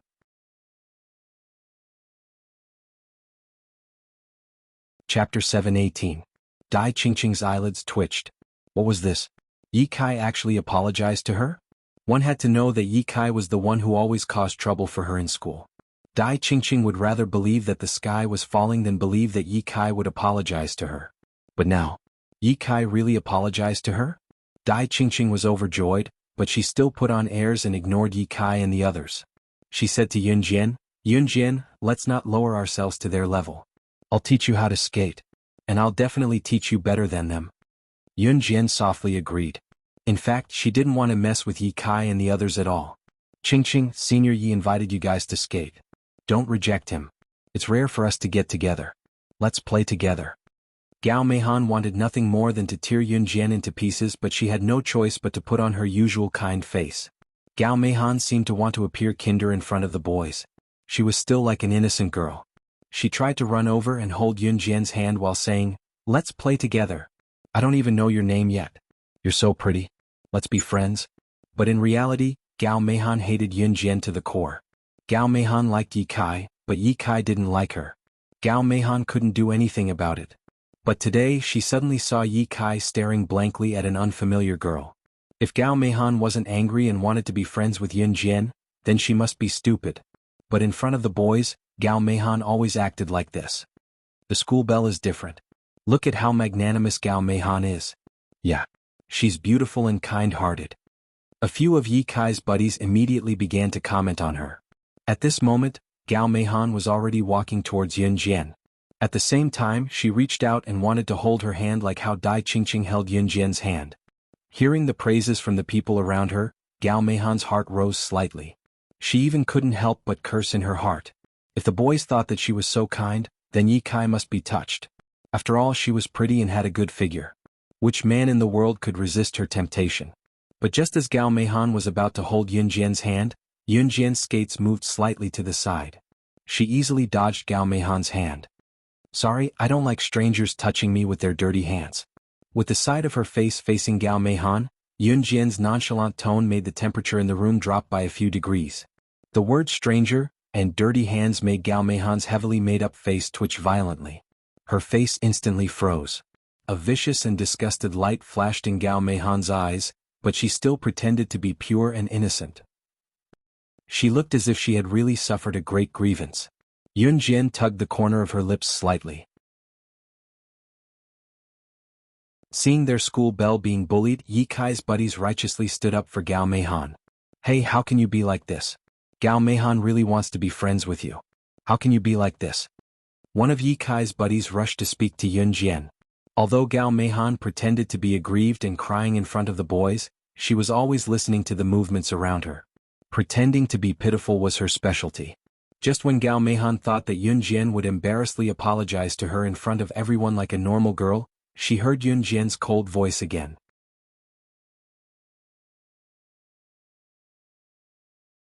Chapter 719. The skating rink was huge and there were many people skating here. Yunjian didn't say it very loudly, but it made everyone's heart tremble. Who would have thought that such a beautiful girl could say something so terrifying? What did she mean by not only can I do that, but I can also kill you? Moreover, Yunjian's last question, do you believe me, was uttered in a flat tone. It wasn't a question but a confirmation. Gao Meihan shuddered violently, and Yi Kai and the others were stunned for a while. Even Dai Qingqing looked at Yunjian in shock, and couldn't help but gasp at the same time. After all, if it was a normal girl, no one would say something like that so casually. Kill. That was something no one dared to think about. Yunjian, on the other hand, had uttered the words so easily. Pretty girl, you shouldn't joke like that, right? As if trying to ease the atmosphere, Yi Kai's buddy stood up again. He smiled awkwardly and looked at Yunjian. Without a doubt, everyone thought that Yunjian was just joking. Let's go. Yunjian glanced at them and said to Dai Qingqing. Oh. Dai Qingqing reacted after a while, and then she followed Yunjian to the side, bypassing Yi Kai and the others, and walked to another corner. Dai Qingqing laughed until they were far away from Yi Kai and the others. Hee Yunjian, did you see Gao Meihan's face just now? She was twitching. You probably don't know who Gao Meihan is, right? She's the girl who pretended to be pitiful in front of the boys back then. Dai Qingqing talked to Yunjian for a while about what Gao Meihan did to her before she stopped. At this moment, Dai Qingqing and Yunjian were already standing at the ice skating rink in the north. Yi Kai, Gao Meihan, and the others were standing on the south side of the skating rink, which was the furthest away from Yun Jian and Dai Qingqing. It was fortunate that the skating rink was huge, so Ye Kai's men could not hear what Yun Jian and Dai Qingqing said since one was in the north while the other was in the south. Yun Jian put on her ice skates and moved a little on the ice skating rink. She sat on the rest seat and watched Dai Qingqing skate. Dai Qingqing's skating posture is very gentle and beautiful. Yun Jian squints and appreciates it again. Dai Qingqing was a member of the school's skating club. She was interested in skating and was good at it. Therefore Yun Jian accompanied Dai Qingqing and stayed here for the whole afternoon. When they left the skating club, it was already 4:30 p.m. "Let's go, Yun Jian. I'll take you to a feast," Dai Qingqing said generously. She had already regarded Yun Jian as her true friend. "Okay." Yun Jian nodded. The two went back along the road.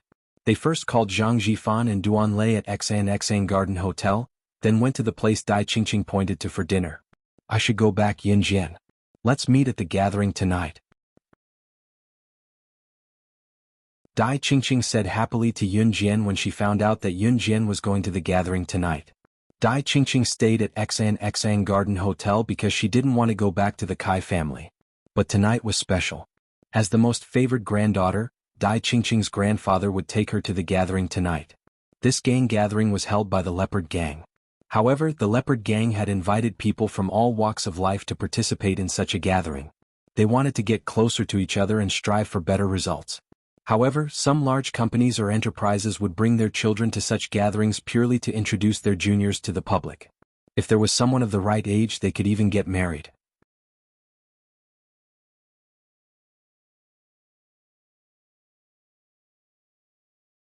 Chapter 720. Therefore, not only were the attendees of tonight's gathering internationally renowned or reputable companies in Zhe province or even the world, these people would even bring their children along. However, under normal circumstances, the people who could bring their children to make friends with a wider social circle were usually the big companies in Zhe province. As for the big shots that the Leopard Gang invited from the international community, there was no need to even think about it. They definitely wouldn't bring them. Even if someone wanted their children to get to know each other and become in-laws, it would depend on the situation. After all, it was a gathering organized by a gang in Zhe province.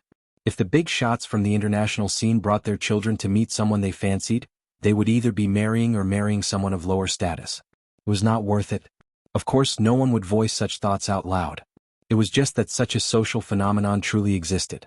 After bidding farewell to Dai Qingqing, Yun Jian returned to Xan Garden Hotel. Since she had nothing to do in the hotel, she brought Zhang Jifan and Duan Lei, who had been cooped up in their rooms for the entire afternoon, to the hotel lounge to play mahjong. Before Zhang Jifan joined Yun Jian, he was still a small-time thug in Xinjiang town. Back then, Zhang Jifan was either gambling or lending money at a high interest rate. It had been a long time since he played mahjong since he started following Yun Jian. "I didn't expect you to be so good, Sister Jian," Zhang Jifan exclaimed in exasperation after losing to Yun Jian again. For people were required to play mahjong together. Since there was a mahjong table in Xan Garden Hotel's lounge, mahjong enthusiasts would naturally seek it out. Other than Zhang Jifan and Duan Lei, the other person at Yun Jian's table was a mahjong enthusiast. After losing 6 to 7 rounds to Yun Jian, the mahjong enthusiast opposite her stood up and left like he was running away. He was a bald old man who was currently rubbing his head and shouting, "I've lost it all, I've lost it all. I'm old, I can't do it anymore. I can't even win a little girl. I'm not coming anymore, I'm not coming anymore." Shaking his head and sighing, the little old man quickly left the place. "Sister Jian, can we stop?" Zhang Jifan, who had just lost a handful of 100 yuan, begged desperately, not knowing whether to laugh or cry. Yun Jian glanced at Zhang Jifan and Duan Lei, who didn't know whether to laugh or cry. She then looked at the clock in the lounge and said, "Again." Zhang Jifan wanted to cry but had no tears. After Yun Jian won a lot of money, Zhang Jifan and Duan Lei had their wallets emptied by Yun Jian. The clock pointed to 7:30 in the evening. "I made quite a bit of money. I'll treat you two to supper after the party." Yun Jian patted her bulging trouser pockets and said generously to Zhang Jifan and Duan Lei. At the same time she grinned slightly, revealing her neat row of white front teeth. Zhang Jifan and Duan Lei were speechless. At 7:40 p.m. a large bus stopped at the entrance of Xan Garden Hotel. The bus was there to pick up people who did not drive there. Duan Lei drove a tour bus, so he did not need to take the bus that Leopard's gang had sent. When Duan Lei drove steadily to the building where the party was being held, it was exactly 8 p.m. Leopard's gang's party was not held at Xan Garden Hotel. Duan Lei opened the door for Yun Jian personally and Yun Jian hopped out of the car. Yun Jian then walked in front while Duan Lei and Zhang Jifan guarded her as they walked to the high-end building where the party was being held. The building was used for the party. You're tuning in to the Han Li's Wuxia Adventures YouTube channel. We're so grateful for your support and don't forget to subscribe to join us on this incredible journey through captivating stories. Your generosity through donations truly makes a world of difference, as it's the primary source of revenue that allows me to expand and enhance this channel for you. Thank you from the bottom of my heart for being a part of this adventure.